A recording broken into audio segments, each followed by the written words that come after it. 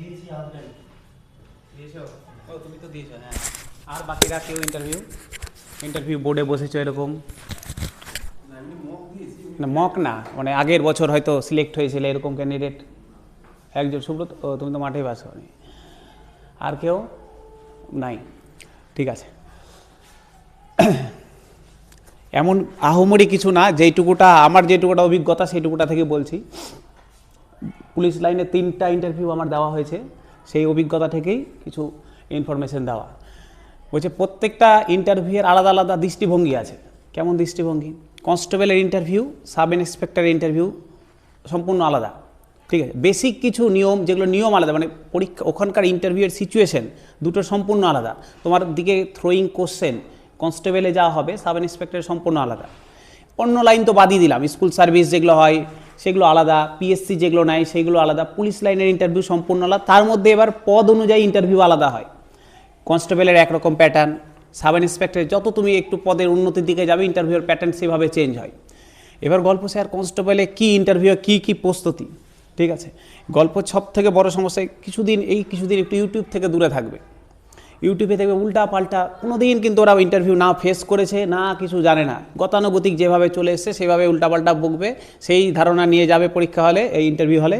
একদম ওরাও বুঝে গেছে ইন্টারভিউ ইউটিউব দেখে এসছে, এটা থেকেই গল্প তোমাদের ওখানেই হয়ে যাবে। এবার কিছু বেসিক জিনিস আসবো, আমরা পুরো ডিটেলস দিব, মালদার ডিটেলস দিব।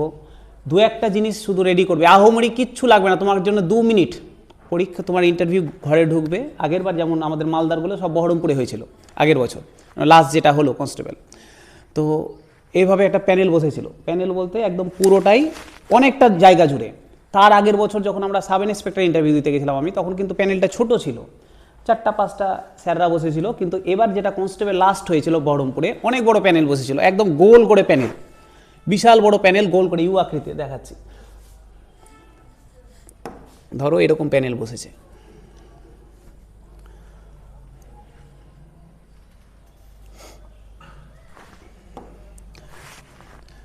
এইভাবে প্যানেল বসেছে, এইভাবে প্যানেল বসেছে। এখান থেকে শুরু হয়েছে ওনাদের বসা সিট, এখানে একজন, এখানে একজন, এখানে একজন, মিডিলে চেয়ারম্যান স্যার বসে আছেন, এইদিকে আছে, এইদিকে আছে, এইভাবে পুরোটা কিন্তু প্যানেলে বসে আছে। তোমার গেট, এন্ট্রান্স গেট এইদিকে, ঠিক আছে। এইখান দিয়ে ঢুকলে, তুমি এন্ট্রান্স গেট দিয়ে ঢুকলে তোমার জন্য এখানে চেয়ার দেওয়া আছে, এখানে চেয়ার রাখা আছে। তুমি ঢুকে গিয়ে চেয়ারে বসলে এবার তোমার ইন্টারভিউটা এভাবে শুরু হলো। তো এরকম এত বড় প্যানেল আছে, এবার এত বড় প্যানেলকে তুমি একসাথে কন্ট্রোল করবে কিভাবে, এটাই তোমার দেখার জায়গা ওখানে। যে তুমি এত বড় প্যানেল গোল করে বসে আছে, কোশ্চেনের থ্রোয়িং এদিক থেকে একটা আসছে, এই কোশ্চেন অ্যান্সার দিচ্ছ, এই সাইড থেকে একটা কোশ্চেন আসছে। এই জিনিসটাকে হ্যান্ডেল করার জন্য ইন্টারভিউ। তোমার জ্ঞানের যাচাই করতে চাইনি কিন্তু ইন্টারভিউ, জ্ঞান আছে বলেই পিলি পাস করে, মেন পাস করেছো, মাঠ হয়ে গেছে, এগুলো সব যাচাই হয়ে গেছে পরীক্ষা হলে। এবার হ্যাঁ, এবার স্যার তাহলে কিছুই জ্ঞান লাগবে না? লাগবে, কিছু তো জ্ঞান লাগবে, অল্প কিছু জ্ঞান লাগবে, ন্যূনতম যেটুকুটা থাকা দরকার। এবার ন্যূনতম স্যার আমি কিছুই জানি না, তোমার নিজের ডিস্ট্রিক্ট জিজ্ঞাসা করছে, তোমার বাড়ির এলাকা সম্পর্কে কিছু জিজ্ঞাসা করছে, সেটাও বলতে পারছি না, তাহলে একটা খারাপ ইম্প্যাক্ট পড়বে। ন্যূনতম যেটুকুটা লাগবে, মালদা সম্পর্কে তোমাকে জানতে হবে, যেহেতু মালদার বাড়ি হয়। যদি কারো অন্য ডিস্ট্রিক্ট হয়, নিজের ডিস্ট্রিক্ট সম্পর্কে জানবে। আমাদের যেহেতু মালদায়, আশা করি মালদার বাড়ি তো কেউ নাই, মালদায় সবাই। মালদাটা আমার রেডি করা আছে, মালদাটা দিয়ে দেবো। এইটুকুটা তোমার কাজ, মালদাটা বাড়ি থেকে মুখস্থ করবে। আচ্ছা, এবার হচ্ছে যেদিন মক, পরের দিন থেকে মক হয়, ফার্স্ট মক রবিবারে হবে, ঠিক আছে। রবিবারে মক হবে, টাইম জানিয়ে দেবো। তো মকের দিন যেদিন আসবে, একদম ফুল ড্রেস আপে আসবে। যেভাবে ড্রেস আপে যাবে, একদম ফুল ড্রেস আপে, ওইভাবে একদম পুরো ড্রেস কোড কী হবে, একদম লাইট কালারের কিছু জামা পরবে। লাইট কালারের জামা বলতে সাদাই পরতে হবে এরকম কোনো ব্যাপার নেই, যে একদম দবদবা সাদা পরে নিলাম, থাকলে পরতে পারো, না হলে হালকা পিঙ্ক কালার বা হালকা ব্লুইশ কালারগুলো নিতে পারো, আকাশি কালার। কিন্তু কড়া কালার যেন না হয়, চোখে যেন না লাগে, হালকা লাইট কালার, পিঙ্ক হতে পারে, সাদা হতে পারে, হালকা নীল টাইপের হতে পারে, কিন্তু হালকা কালার হবে, হালকা কালার। ফর্মাল প্যান্ট পরবে, কালো প্যান্ট পরাই ভালো। শু নিবে, শু বলতে স্যার এই শু না, লোফার শুগুলো নেবে, যেগুলো অফিসিয়াল শুগুলো ব্রাউন কালার বা কালো কালারের, না থাকলে কিনে নাও। ড্রেস কোড কিন্তু খুব ইম্পর্টেন্ট। ফুল, হ্যাঁ হ্যাঁ হ্যাঁ, ওই শুগুলো। কারো যদি এখন না কিনতে, কারো যদি থাকে আশেপাশে, যদি পেয়ে যাও, বন্ধু বান্ধবের একটু পরিষ্কার করে নেবে, হয়ে যাবে, অত কিনতে হবে না। আর যদি কিনতে চাও কিনতে পারো। ড্রেস, প্রথম কথা হচ্ছে তোমার অ্যাপিয়ারেন্স, তোমার ড্রেসটাই কিন্তু ফার্স্ট চোখে পড়বে। তুমি যখন ঢুকবে তোমার গেট আপটাই চোখে পড়বে, কী জানো না জানো তো পরের গল্প, আগে তোমার লুকটা ম্যাটার করবে, যে কীরকম লুকে যাচ্ছ। এটা প্রথম গল্প। তো ড্রেসটা পরের দিন কিন্তু রবিবারে ড্রেস আপেই আসবে, ঠিক আছে? এত করে হয়তো ড্রেস বানানো হয়ে গেছে বা না হলে বানিয়ে নিবে, কিন্তু ড্রেস পরে আসবে রবিবারে। ফার্স্ট গল্প ড্রেসের গল্প গেল। দ্বিতীয় গল্প স্যার পড়বো কী কী, পড়বো কী কী। এক হচ্ছে নিজের ডিস্ট্রিক্ট পড়বে, নিজের ব্লক পড়বে।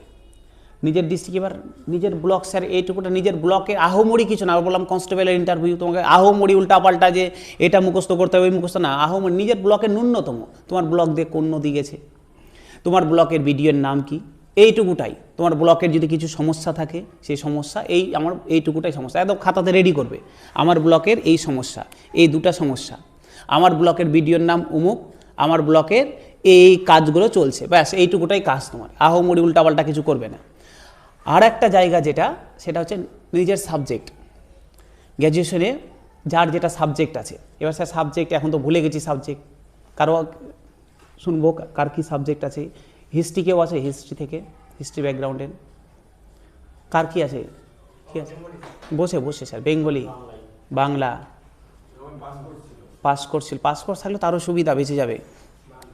বাংলা, এই তোমার পলিটিক্যাল সায়েন্স, ম্যাথ, ও আচ্ছা তোমার pass course, pass Bangla, geography, Sanskrit. বা গল্প হচ্ছে যদি নিজের সাবজেক্টে কনফিডেন্স একটু কম থাকে, ডকুমেন্ট সই করবে না, গ্র্যাজুয়েশন পর্যন্ত সই করবে না। আমার মাধ্যমিক পাশে চাকরি তো এইচএস পর্যন্ত শো করে রেখে দেবে যে এইচএস পর্যন্ত পড়াশোনা করেছে, ঠিক? হ্যাঁ প্রবলেম হবে, কী প্রবলেম হবে সব বলে আলোচনা করবো। কী প্রবলেম হবে? প্রবলেম হবে না, কিন্তু ওই জিনিসটা তোমাকে ট্র্যাকেল করা শিখতে হবে। তুমি বললে আমি মাধ্যমিক পাস করে আর পড়াশোনা করি, তখন তোমাকে কোশ্চেন করবে কেন করেননি, তুমি মাধ্যমিক পাস করে কী করছিলে, এতদিন এত বড় গ্যাপ কী করছিলে? মাধ্যমিক পাস কত সালে? 2011, 2025 পার হয়ে গেল, 26 চলছে, মিডিলে 15 বছর তুমি কী করলে? এই যে তাহলে এই কোশ্চেন তোমাকে রেডি করে যেতে হবে। তো এই আসবো স্যার ধীরে ধীরে, এগুলো তো আসবো। তো সব থেকে ভালো যদি স্যার নিজের সাবজেক্ট আছে, হিস্ট্রি আছে, যার বাংলা আছে, বাংলা কিন্তু খুব দারুণ জায়গা, কারণ বাংলার লোকজন, সাহিত্যের লোক থাকবেই প্যানেলে, প্যানেলে সাহিত্যের লোক থাকবে। তুমি বাংলা যখনই বলবে সাবজেক্ট বাংলা, আচ্ছা বলেন তো, এবার একটু রেডি করে যাবে রবীন্দ্রনাথ ঠাকুরের দু একটা গল্প, রবীন্দ্রনাথ ঠাকুর বা যেগুলো নতুন নতুন স্যার যেগুলো ফেমাস কবি রয়েছে তাদের কিছু সাহিত্য তোমাকে হঠাৎ করে জিজ্ঞাসা করে নিল, হয়তো বলো তো মনসা মঙ্গল কাব্য কার লেখা, মনসা মঙ্গল কাব্যের চরিত্রে কে অভিনয় করেছে, নায়ককে, এরকমভাবে জিজ্ঞাসা করতে পারে। যদি খুব খুব পছন্দ হয়, আগের বার হয়েছিল কি, ধরে নাও 10 জন ইন্টারভিউ দিচ্ছে, 10টা ক্যান্ডিডেট ইন্টারভিউ দিচ্ছে, তার মধ্যে 8 থেকে 9 জনকে 2 মিনিট টাইম দিয়েছে। কেমন 2 মিনিট? তুমি ঢুকলে বসো, ইন্ট্রোডাকশান দাও, ইন্ট্রোডাকশান শুনবো আজকে সবার, তো ইন্ট্রোডাকশান দাও, আচ্ছা আবি যা ইচ্ছা বললো, বলে আচ্ছা কী করে, বাড়িতে কয়জন লোক আছে, বাবা মা আছে, এই আছে, কী করে বাবা, কী করে, বলে বাবা এই করে অমুক করে, আচ্ছা ঠিক আছে আসো, এইটুকুটাই গল্প। আর এর বাইরে কোশ্চেনই জিজ্ঞাসা করেনি কিছু, একদম 90% এইভাবেই ছেড়ে দিয়েছে কনস্টেবলে। দু একটা হয়েছে কি, দু একজনকে হয়তো পছন্দ হয়েছে, গল্পর তালে তালে দু একটা কোশ্চেন করা শুরু করেছে। আচ্ছা তোমার বাংলা সাবজেক্ট, বলো তো বাংলা থেকে অমুক কোশ্চেন, রবীন্দ্রনাথ ঠাকুরের ওইকালে মানসিক কাব্যে কী বলা হয়েছিল, মানসিক কাব্যে অমুক এটা কোথা থেকে নেওয়া হয়েছে, এরকমভাবে দু একটা কোশ্চেন করতে পারে। এবার স্যার পারো, যদি না পারলে কোনো অসুবিধা নাই, না পারলে কীভাবে হ্যান্ডেল করব তারও ব্যাপার আছে, সেগুলোতেও শিখতে হবে। তো দু একটা সব থেকে সেফ জায়গা, নিজের সাবজেক্টের একদম ইম্পর্টেন্ট কিছু জায়গা রেডি করে যাবো। যার পলিটিক্যাল সায়েন্স আছে একদম 100% থাকো, পলিটিক্যাল সায়েন্স থেকে একটা দুটো কোশ্চেন করতে পারে, কারণ পলিটি একদম বরাবরই ওদের খুব চাহিদার বিষয়, এবং পলিটি নিয়েই চারিদিকে রাজনীতি চলছে।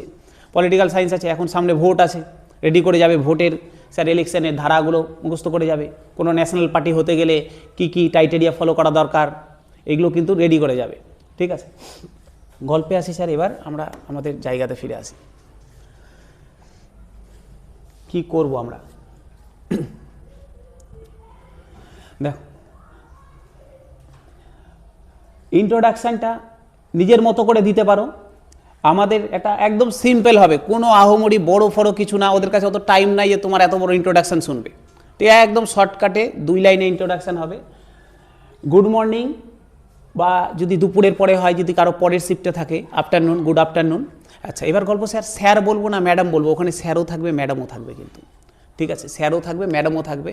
সব থেকে সেফ রাস্তা আগে গুড মর্নিং ম্যাডাম বলে শুরু করা।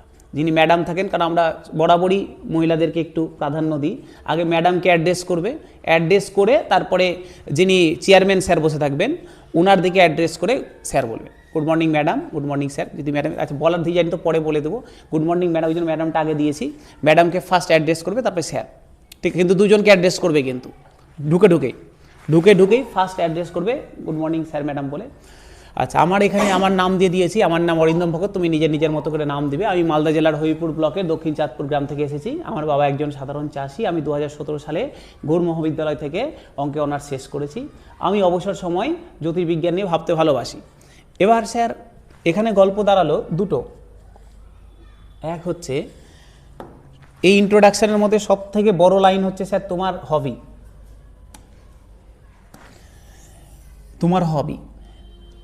আমি বললাম স্যার আমি জ্যোতির্বিজ্ঞান নিয়ে ভাবতে ভালোবাসি। যখনই আমি বলে দিলাম, আমি ওকে কিন্তু একটা রাস্তা করে দিলাম যে তুমি আমাকে জ্যোতির্বিজ্ঞান নিয়ে কোশ্চেন করো।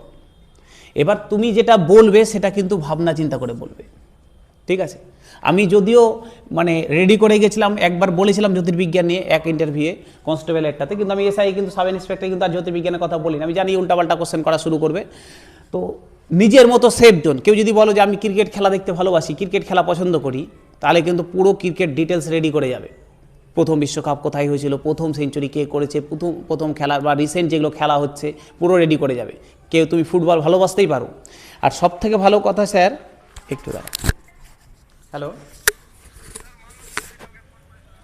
বলো বলো, চিনতে পারছো না? আচ্ছা, ওখানে দেখো এই তোমার হচ্ছে সোনারগাঁও লজ। এই দাঁড়াও জয়দীপ, 1 মিনিট দাঁড়াও। এই জয়দীপ, একটু একজন আছে, নিয়ে আসো তো, দাঁড়াও। হ্যালো, ওই কোথায় আছো দাঁড়িয়ে? সোনারগাঁও লজ, কাউকে জিজ্ঞাসা করো। সোনারগাঁও লজ, সোনারগাঁও ওই লজের কাছে যাও, একজন গেল। সোনারগাঁও মাঠের কাছে যাচ্ছে, দেখো সোনারগাঁও।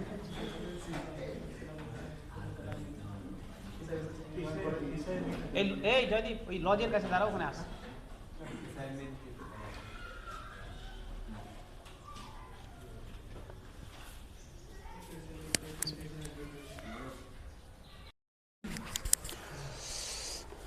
তো আসি স্যার, তো যেটা বলবে হবিটা কিন্তু খুব ইম্পর্টেন্ট হবি।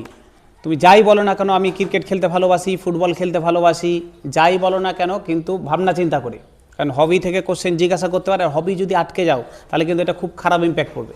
তোমার আমার প্রিয় শখের জিনিস, আমি ক্রিকেট খেলতে ভালোবাসি, অথচ আমি ক্রিকেট সম্পর্কে কিছুই জানি না। 2-4টা হয়তো তুমি ভাবলে আমি স্যার 2-1টা মুখস্থ করে যাই, ওটার উপরে কোশ্চেন করবে না। তোমাকে হয়তো এমন কোনো নাম জিজ্ঞাসা করলো তুমি শোনোই নি ক্রিকেট থেকে। তো হবি যা বলবে ভাবনা চিন্তা, আর না হলে সেফ রাস্তা খেলে নেবে। এমন রাস্তা খেলবে যেখান থেকে যেন কোশ্চেন না করতে পারে, ঠিক আছে? যেমন আমি বলেছিলাম, আমাকে হবি জিজ্ঞাসা করছিলাম, আমি বলেছিলাম আমি পুরোনো জিনিস দিয়ে বাড়ি সাজাতে ভালোবাসি। আমার কোশ্চেন করার রাস্তা রাখে, আমি যেখানে আমার ভয় আছে, আমি এখান থেকে কোশ্চেন করলে আমি পারবো না। আমি যদি ক্রিকেট বলি আমি পারবো না, তো আমি এমন জায়গা বলবো যেখান থেকে আমাকে কোশ্চেন যেন না করতে পারে, ঠিক আছে? তো বলতে পারো যদি অসুবিধা। এখন যেহেতু স্যার সামনে পরীক্ষা, এত কম টাইমে ইন্টারভিউ হয় না, এবার ফার্স্ট এত তাড়াতাড়ি নিচ্ছে, যেহেতু টাইম কম আছে। যদি কারো হবি রেডি করা থাকে খুব ভালো, আর না হলে এমন হবি বলবে যেখান থেকে কোশ্চেন করার জায়গা থাকবে না, ঠিক আছে? বলতে পারো যে আমি পুরোনো জিনিসপাতি দিয়ে আমি ঘর সাজাতে ভালোবাসি। কোশ্চেন করার জায়গা নেই, তাকে তোমাকে কি কোশ্চেন করবে ঘর সাজানো নিয়ে? কোশ্চেন করবে না। তো এখান থেকে তুমি বেরিয়ে গেলে, তুমি অন্য রাস্তাতে আমাকে অন্য রাস্তাতে জিজ্ঞাসা করো। আর যখনই তুমি বলবে ক্রিকেট ফুটবল, বলবে গান শুনতে ভালোবাসি, তুমি যে রাস্তা করে দিলে, তুমি গান থেকে কোশ্চেন করো, ফুটবল থেকে কোশ্চেন করো, ক্রিকেট থেকে কোশ্চেন করো, তখন কিন্তু তুমি না পারলে কিন্তু এটা একটা খুব খারাপ ইম্প্যাক্ট পড়বে। তো এই হবিটা কিন্তু একদম ভাবনা চিন্তা করে। আর বেশি কিছু অ্যাড করবে না ইন্ট্রোডাকশানে। আমি বললাম হার্ডলি 2 থেকে 3 মিনিটের ইন্টারভিউ হবে। ওই 2-3 মিনিটে তোমার এত বড় গল্প শোনার কাছে ওনার টাইম নেই, আর বিরক্ত খেয়ে যাবে। আমার বাবা এই করে, আমি মাধ্যমিক দিয়েছি 2011 সালে, তারপরে আমি 2013-তে এইচএস দিয়েছি, অত গল্প না। আমার লাস্ট কোয়ালিফিকেশান গ্র্যাজুয়েশন আমি 2017 সালে গ্র্যাজুয়েশন পাস করেছি, গল্প হয়ে গেল, ঠিক আছে? আচ্ছা, তারপরের কোশ্চেন খুব ইম্পর্টেন্ট কোশ্চেন। এই 2-1টা কোশ্চেন ইম্পর্টেন্ট। একটা হচ্ছে পুলিশে কেন আসতে চাইছো, খুব ইম্পর্টেন্ট কোশ্চেন। এবার দেখবে স্যার পুলিশে কেন আসতে চাইছি, ভাবাবেগ বেরিয়ে আসবে। আমার বাড়িতে স্যার সবাই পুলিশ, স্যার পুলিশ একদম আমার জন্মগত থেকে, আমি ছোটো থেকে পুলিশ হওয়ার স্বপ্ন দেখেছি, অমুক করেছি ধুমুক করেছি, এগুলো সব জানে, এগুলো বানানো কথাবার্তা। তুমি জন্ম থেকে পুলিশ হওয়ার স্বপ্ন মোটেও দেখোনি, আর দেখে থাকলেও কোনো গল্প নাই। কেন পুলিশ আসতে চাইছি? একটাই কারণ, টাকা, চাকরি। টাকা মানে ঘুষের টাকার কথা বলছি না, টাকা মানে হচ্ছে আমার চাকরি লাগবে। মোদ্দা কথা চাকরি লাগবে। এখন আমি আর অন্য কোনো পরীক্ষায় পাস করিনি, আমি একটা এটাতেই পাস করেছি, আমার এটাই গল্প। এবার আমার যদি বলবে হ্যাঁ পুলিশই কেন, হ্যাঁ পুলিশ কেন, আমার কোশ্চেন এরকমই থাকবে, তোমাকে জিজ্ঞাসা করবে তো তুমি অন্য কিছুতে গেলে না কেন। তো আমি যদি অন্য কিছুতে পাস করতাম, আমি অন্য কিছুতেই চলে যেতাম। আমি এই মুহূর্তে পুলিশে পাস করেছি, আমি পুলিশে এসেছি, যেহেতু এখন মার্কেটে চাকরি নেই, চাকরির খুব অভাব, আমি যেটাতে পাস করেছি সেটাতে যেতে চাইছি। তো একদম সোয়া সাপটা অ্যান্সার। বর্তমানে চাকরির অভাবে বাজারে যে কোনো একটা চাকরি অত্যন্ত মূল্যবান, যেহেতু আমি এই মুহূর্তে আমি কনস্টেবল পাস করছি, সেই জন্য আমি এখানে এসেছি। ঠিক আছে, কোনো আমি পুলিশ হওয়ার স্বপ্ন দেখি, অমুক দেখি, তোমার বেতন বন্ধ করে দিলে তোমার সব স্বপ্ন বাদ হয়ে যাবে। পুলিশ হওয়ার স্বপ্ন দেখি, লোককে সেবা করা আমার কাজ, ওগুলো কোনো কাজ নাই। লোককে সেবা করা, ফ্রিতে কে সেবা করবে? ফ্রিতে সেবা করবে, তোমাকে বললে বেতন বন্ধ করে দিচ্ছি, তুমি ফ্রিতে সেবা করো, এনজিও হয়, তখন তোমাকে প্রশ্ন করবে, যাও এনজিওতে ঢুকে যাও, ফ্রিতে সেবা করো মানুষকে। তো ফ্রিতে সেবা টেবা কিছু না, আমার এখন চাকরি লাগবে, আমার মার্কেটে চাকরি নাই, আমার চাকরির জন্য এই চাকরি পাস করেছি, এটাই আমার এখন গল্প। এবার তোমাকে এখান থেকে নেক্সট কোশ্চেন এখান থেকে আসবে, তাহলে তোমাকে পুলিশে নিলাম, তুমি হয়তো ভবিষ্যতে আরও ভালো চাকরি পেলে, তাহলে তুমি এটা ছেড়ে চলে যাবে? হ্যাঁ চলে যাব। লুকানোর কিছু নাই, কিন্তু তুমি ভাবো তোমার মতন কিন্তু হাজার হাজার ইন্টারভিউ ক্যান্ডিডেট ওরা নিয়েছে, ও জানে তোমার মাইন্ডে কী চলছে। তো লুকানোর কোনো কিছু, তুমি একটা কথা মিথ্যা কথা বলে ফট করে ধরে নেবে, তুমি একটা মিথ্যা কথা বলে পট করে ধরে নেবে। আমি একটা উদাহরণ দিচ্ছি, আমি একটা মিথ্যা কথা বলেছিলাম, ধরে নিয়েছিল, তো বলছি পরে ঘটনাটা। তো বলে তুমি একটা বলবে ছোট্ট করে, তুমি ভাববে আমি চালাকি দেখাবো, তুমি ধরে পট করে ধরে নেবে। তো মিথ্যা কথার কোনো গল্প নেই। তোমাকে বলবে তুমি এর থেকে বড় ধরনের অন্য কোনো সিভিল সার্ভিস পেয়ে গেলে, কোনো একটা চাকরি পেলে বড়, তুমি তাহলে পুলিশ ছেড়ে দেবে? বলে হ্যাঁ ছেড়ে দেবো, আমি যদি এর থেকে ভালো সুযোগ পাই অবশ্যই আমি পুলিশ ছেড়ে দেবো। আমি যেখানে আমার বেতন বেশি, যেখানে আমি আর একটু বাড়ির কাছে থাকতে পারবো, আমি সেখানে চলে যাবো। ঠিক আছে, ওরাও জানে যে তুমি একটা মানুষ, যদি তুমি পুলিশ করছে, ও যদি অন্য কোনো চাকরি ভালো জায়গায় হাই স্কুল টিচার পেয়ে গেল, যাবে না পুলিশ ছেড়ে? অবশ্যই যাবে, বলে কোনো ভাবাবেগ নাই, অবশ্যই চলে যাবে। আচ্ছা, এবার যেটা কোশ্চেন স্যার সব থেকে বেশি ক্যান্ডিডেটকে কোশ্চেনটা ধরে প্রমোশন লেভেল, যে একটা কনস্টেবল থেকে তোমার প্রমোশন লেভেলটা বলো, যে পরপর কোন কোন পদ হয়, একদম কোথাও যেন ভুল মিস্টেক না হয়। তো পুলিশে যাচ্ছে আর সবাই বসে থাকবে কিন্তু একদম পুলিশের আধিকারিক, ডিএম থাকবে, সাথে এসপি থেকে শুরু করে সবাই কিন্তু পুলিশের আধিকারিক বসে থাকবে। এখানে ভুল বললে একদম পট করে ওরা একদম চোখের সামনে তোমার ভুল খুঁজে বের করে নেবে, তো একদম ঠোঁটস্থ করে যাবে। পরপর কনস্টেবল থেকে হেড কনস্টেবল থেকে এএসআই, অ্যাসিস্ট্যান্ট সাব ইন্সপেক্টর, তারপরে এসআই, সাব ইন্সপেক্টরের পরে ইন্সপেক্টর, তারপরে ডিএসপি বা এটাকে এসডিপিও বলা হয় পোস্ট অনুযায়ী, একই জিনিস। এসিপি, যাদের কমিশনারেটের পোস্টিং থাকে তাদেরকে এসিপি বলে, ডেপুটি সুপারিনটেন্ডেন্ট অফ পুলিশ, ডিএসপির পুরো নাম। তারপরে হচ্ছে ASP, additional superintendent of police. তারপরে চলে আসবে এসপি, সুপারিনটেন্ডেন্ট অফ পুলিশ। এসপির পরে চলে আসবে এসএসপি। এসএসপিটা সব জায়গাতে থাকে না, সিনিয়র সুপারিনটেন্ডেন্ট অফ পুলিশ, কিছু কিছু জায়গাতে এটা পদটা আছে। তারপরে DIG, deputy inspector of general, IGP বা আইজি, ইন্সপেক্টর জেনারেল। তারপরে অ্যাডিশনাল ডিজিপির পরে চলে আসবে ডিজিপি। ঠিক আছে, এই পুরো হচ্ছে তোমার ক্রম।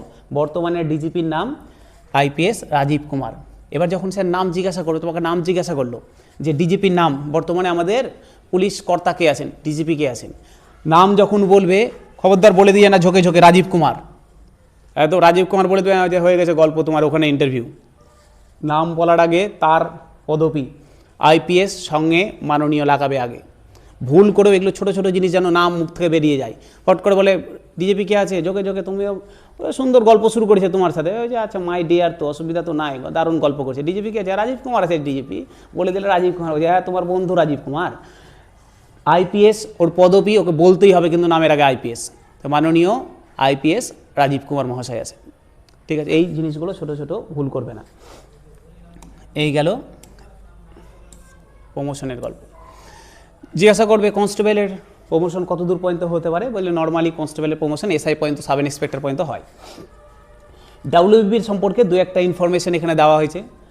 1861 সালে লর্ড ক্যানিংয়ের সময় আমাদের ডাব্লিউবি বোর্ড চালু হয় 1861-এ। মোটো আমাদের হচ্ছে উই কেয়ার উই ডেয়ার, জানো এগুলো সবাই।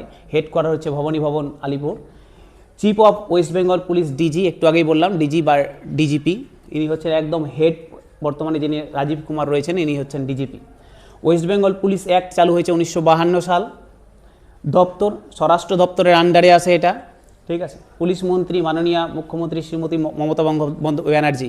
এখানেও কিন্তু বলে দিও না ডিরেক্ট পুলিশ মন্ত্রী নাম মমতা ব্যানার্জি, হয়ে গেছে কিন্তু মমতা ব্যানার্জি। মমতা ব্যানার্জি তোমার বন্ধু না, কিন্তু একদম পুরো সম্মানের সহিত নাম বলে, মনে যত যদি রাগও থাকে মনে রাখবে, কিন্তু সম্মানের সহিত বলবে মাননীয় মুখ্যমন্ত্রী শ্রীমতী মমতা ব্যানার্জি হচ্ছে আমাদের পুলিশ মন্ত্রী। ইউনিট আমাদের স্যার পুলিশের ইউনিট 10টা আছে, পুলিশ স্টেশন 444টা আছে, কমিশনারেট 6টা কমিশনারেট আছে, কমিশনারেটগুলোর নাম মুখস্থ রাখবে। ঠিক আছে, 6টা কমিশনারেট রয়েছে। তোমাকে নিঃসন্দেহে পুলিশ 444টা পুলিশ স্টেশনের নাম বলবে না, কমিশনারেটের নাম জিজ্ঞাসা করতে পারে। ঠিক আছে, আসানসোল, ব্যারাকপুর, চন্দননগর, বিধাননগর, হাওড়া, শিলিগুড়ি, 6টা হচ্ছে পুলিশ কমিশনারেট। পুলিশ ডিস্ট্রিক্ট 28টা পুলিশ ডিস্ট্রিক্ট আছে। এক একটা ডিস্ট্রিক্ট, পুলিশ ডিস্ট্রিক্টের হেডকে এসপি বলে, সুপারিনটেন্ডেন্ট অফ পুলিশ হচ্ছে একটা পুলিশ ডিস্ট্রিক্টের কন্ট্রোলার। লেটেস্ট সবথেকে নতুন পুলিশ ডিস্ট্রিক্ট হচ্ছে টাঙ্গিপুর। সবথেকে রুরাল যেটা গ্রাম্য এলাকায় পুলিশ ডিস্ট্রিক্ট হচ্ছে হাওড়া, হুগলিতে সবথেকে বেশি রয়েছে পুলিশ ডিস্ট্রিক্ট। আচ্ছা, কলকাতা পুলিশ, এটা কেপি হবে। কলকাতা পুলিশের হেডকোয়ার্টার লালবাজার, জানো সবাই, লালবাজার কলকাতা। ওয়েস্ট বেঙ্গল পুলিশের হেডকোয়ার্টার ভবানী ভবন, একটু আগেই বলা হলো। ভারতের পুলিশ ব্যবস্থার জনক বলা হয় লর্ড কর্নওয়ালিসকে। কলকাতা পুলিশের আদর্শ উইথ ইউ অলওয়েজ, এটা যেমন হচ্ছে গিয়ে উই কেয়ার উই ডিয়ার আগে পড়লাম, এটা হচ্ছে কিন্তু উইথ ইউ অলওয়েজ কলকাতা পুলিশের মটো, মিক্স করে দেন ওটার সাথে এটাকে।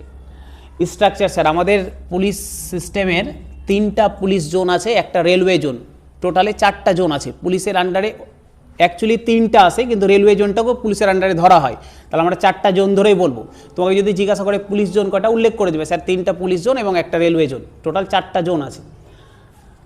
3টা পুলিশ জোন, একটা রেলওয়ে জোন আছে, 10টা রেঞ্জ আছে। এই 4টা জোনের আন্ডারে 10টা রেঞ্জ আছে। কি কি আছে? ফার্স্ট হচ্ছে সাউথ বেঙ্গল জোন।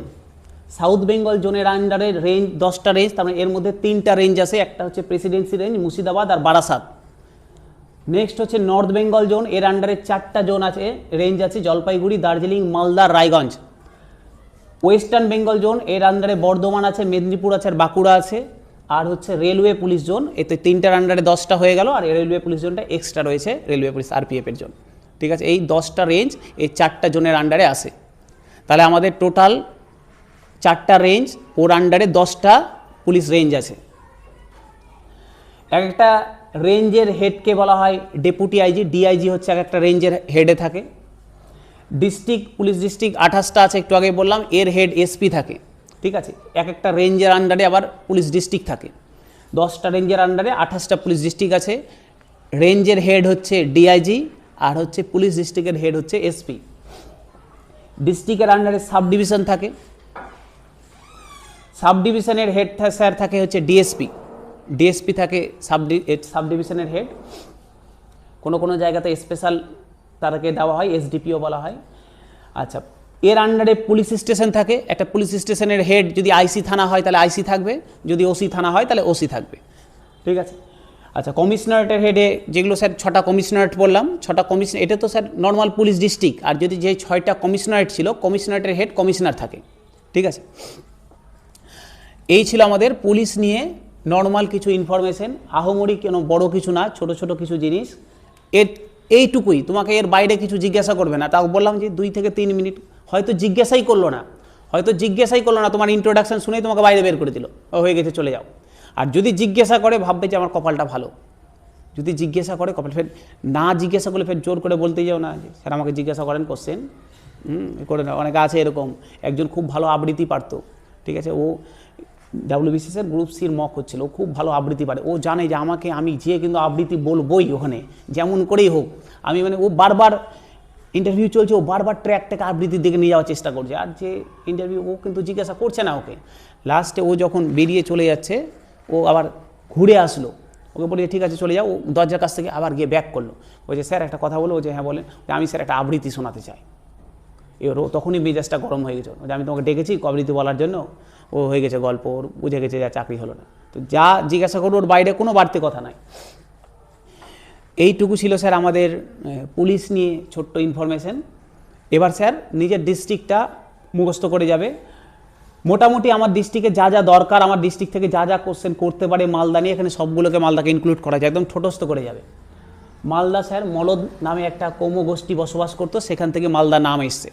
ঠিক আছে, ফরাসি শব্দ মালের কথা হচ্ছে সম্পদ, বাংলা শব্দদহ হচ্ছে ভান্ডার থেকে। প্রসিদ্ধ সম্পদের ভান্ডার নগরী হিসাবে মালদার নাম পরিচিত। তোমাকে খুব বেশি হলে এখান থেকে জিজ্ঞাসা করবে মালদার নামটা কোথা থেকে এসে, মলদ শব্দ থেকে এসে, মাথায় রাখবে। ঠিক আছে, এখানে নর্মাল ইনফরমেশন দেওয়া আছে। মালদার টোটাল এরিয়া কত, 3733 কিলোমিটার বর্গ কিলোমিটার। পপুলেশন কত, পপুলেশন দেওয়া হয়েছে। ডেনসিটি কত, 1069 জন পার কিলোমিটারে। Literacy rate 62.71%। ঠিক আছে। এবার এখান থেকে তোমাকে লিটারেসি নিয়ে কোশ্চেন করতে পারে, জিজ্ঞাসা করলে বাড়ি মালদাতে, তো মালদায় এত লিটারেসি রেট এত কম কেন, মালদার শিক্ষা ব্যবস্থা এত খারাপ কেন, একদম কোশ্চেন করতে পারে। যেমন আমি জিজ্ঞাসা করলাম, সুব্রত মালদার শিক্ষা ব্যবস্থা খারাপ কেন এত,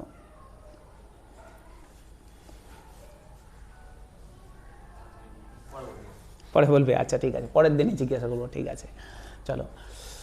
আচ্ছা লিটারেসি সেক্স রেশিও 3939, 939 939 হচ্ছে সেক্স রেশিও, মানে হাজারটা ছেলের প্রতি কিন্তু 939 জন মেয়ে বসবাস করে মালদাতে, মানে সেক্স রেশিও কিন্তু নিচের দিকেই।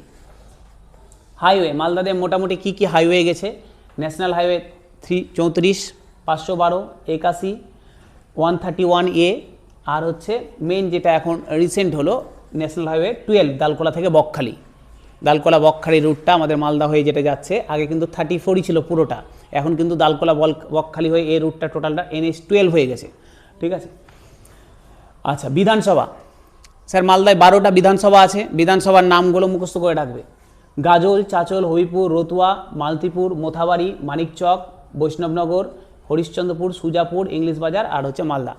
এবার গল্প, যার যেটা বিধানসভাতে আছে স্যার সেখানকার MLA-র নাম মনে রাখবে, তোমার বিধানসভার MLA যার যেটাই হোক, হবিপুর হলে হবিপুর, কারো ইংলিশ বাজার হলে ইংলিশ বাজার, যার যেটা বিধানসভা আছে MLA-র নাম কিন্তু মনে রাখবে।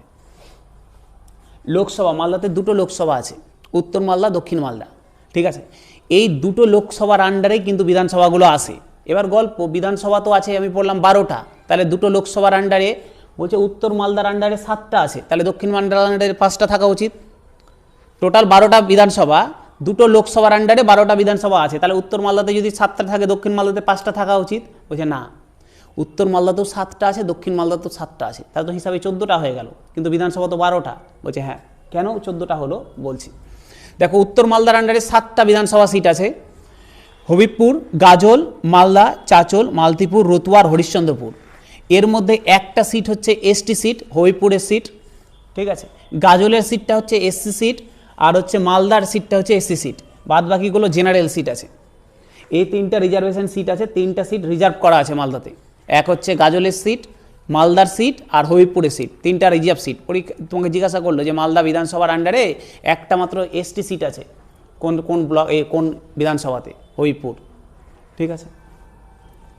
দক্ষিণ মালদাতেও 7টা আছে, হিসাব মতো 5টা থাকা উচিত, কিন্তু যখন লোকসভার যখন এই সিটগুলো ভাগ করা হয়, তো যে ডেনোমিনেশন কমিশন যে ভাগ করে সেটা পপুলেশনের উপর ভিত্তি করে ভাগ করে। যখন 12টা সিটে ভাগ করা হচ্ছিল তখন দেখে পপুলেশনটা ম্যাচ করছে না, মিলছে না, মেলানোর জন্য দুটা বিধানসভা মালদার আন্ডারে না হলেও ওটাকে মালদার আন্ডারে নিয়ে আসা হয়েছে মুর্শিদাবাদ থেকে।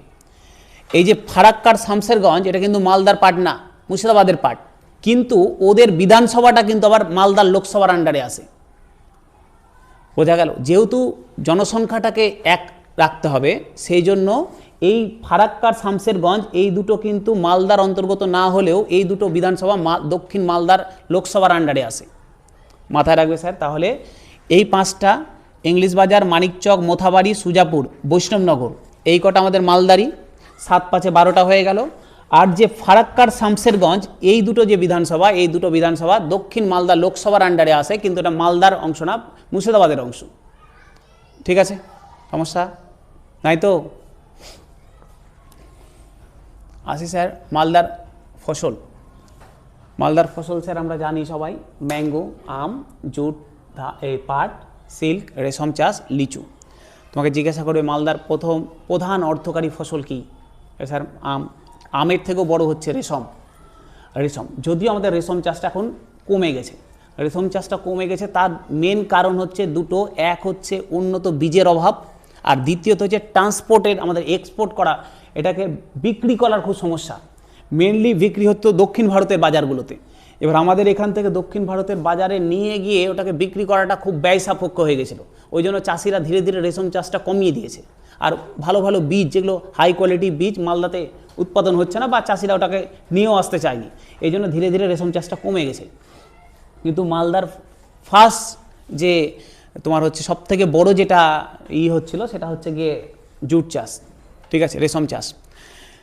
রেশম একটা সময় যদি আমরা ব্রিটিশ ইন্ডিয়াতে চলে যাই, 75% রেশম মালদা থেকে চাষ হতো, মালদা থেকে 75% রেশম যেত।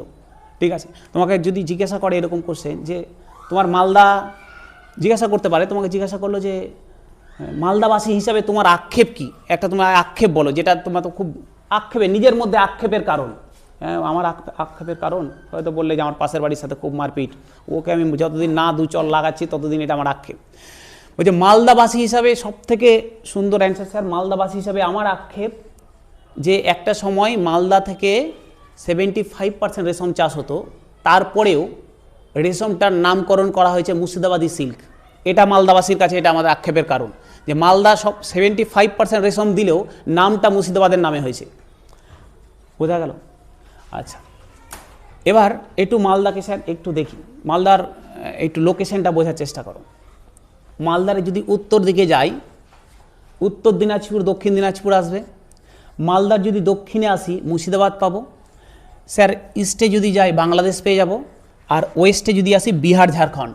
একদম লোকেশন মাথায় রাখবে। তোমাকে জিজ্ঞাসা করবে মালদার উত্তরে কোন রাজ্য আছে বলো তো, তখন মাথায় স্যার কোন রাজ্য আছে ভুলে গেলাম, এগুলো করা যাবে না। একদম পট করে বলা মাত্র অ্যান্সার বেরাবে, উত্তর দিনাজপুর, দক্ষিণ দিনাজপুর। মালদার দক্ষিণে মুর্শিদাবাদ আছে, ইস্টে বাংলাদেশ আছে, ওয়েস্টে স্যার বিহার আর ঝাড়খণ্ড টাচ করে আছে। ঠিক আছে, এটা মালদার লোকেশন গেল। এবার দেখো, মহানন্দা নদী নিয়ে পরে বলছি, মহানন্দা আর স্যার কালিন্দী রিভার। বলছে এই দুটো রিভার মালদাকে, মালদার ভূমিটাকে 3 ভাগে ভাগ করেছে। এক হচ্ছে মহানন্দার যে ইস্টার্ন পার্ট, সেটাকে আমরা বারিন্দ্রী ভূমি বলি বা বরেন্দ্র ভূমি বলি।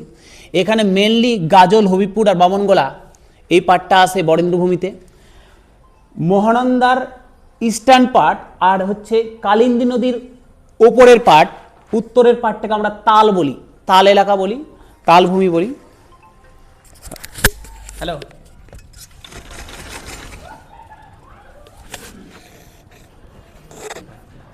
দেখছি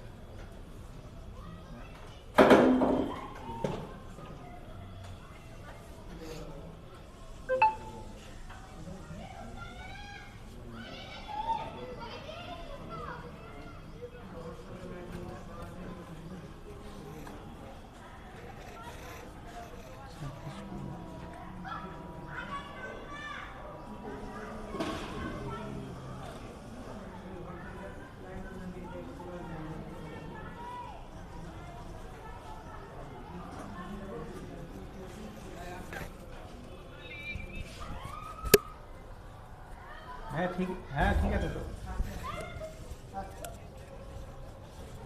ওটা হয়তো ওরা পাইনি, ওই জন্য ওটাকে অ্যাবসেন্ট করিনি।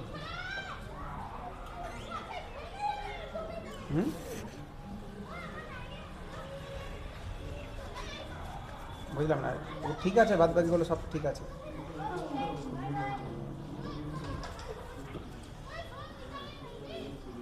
তাও আমি আর পরে একটু চেক করে বলছি তারা। এমনি তো বাদ বাকিগুলো ঠিকই আছে যেগুলো দিয়ে।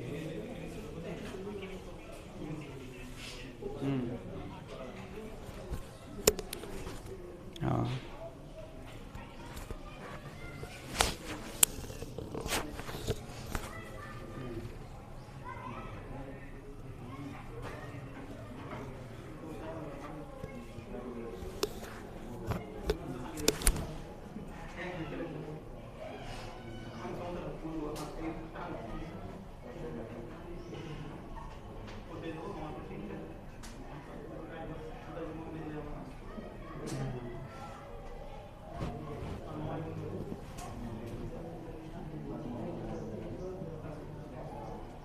ঠিক আছে।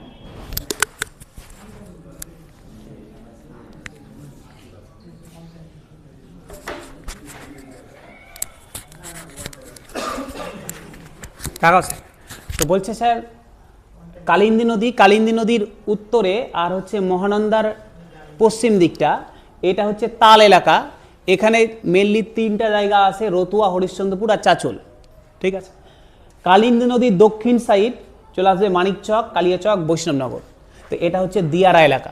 তো 3টা বরেন্দ্রভূমি, তাল, দিয়ারা, এই 3টা জায়গা এবং কোন লোকেশন কি কি আছে এর মধ্যে মাথায় রাখবে।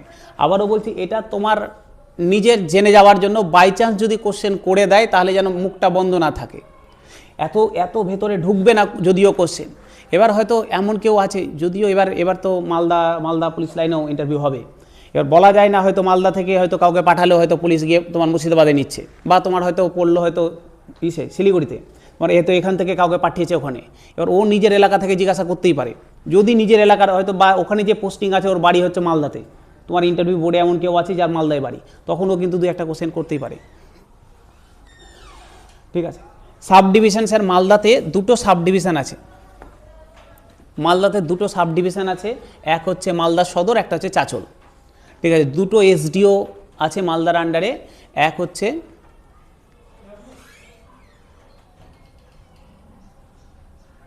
কিসের বলো এখন কেন, একটার সময় তো সময় ছিল।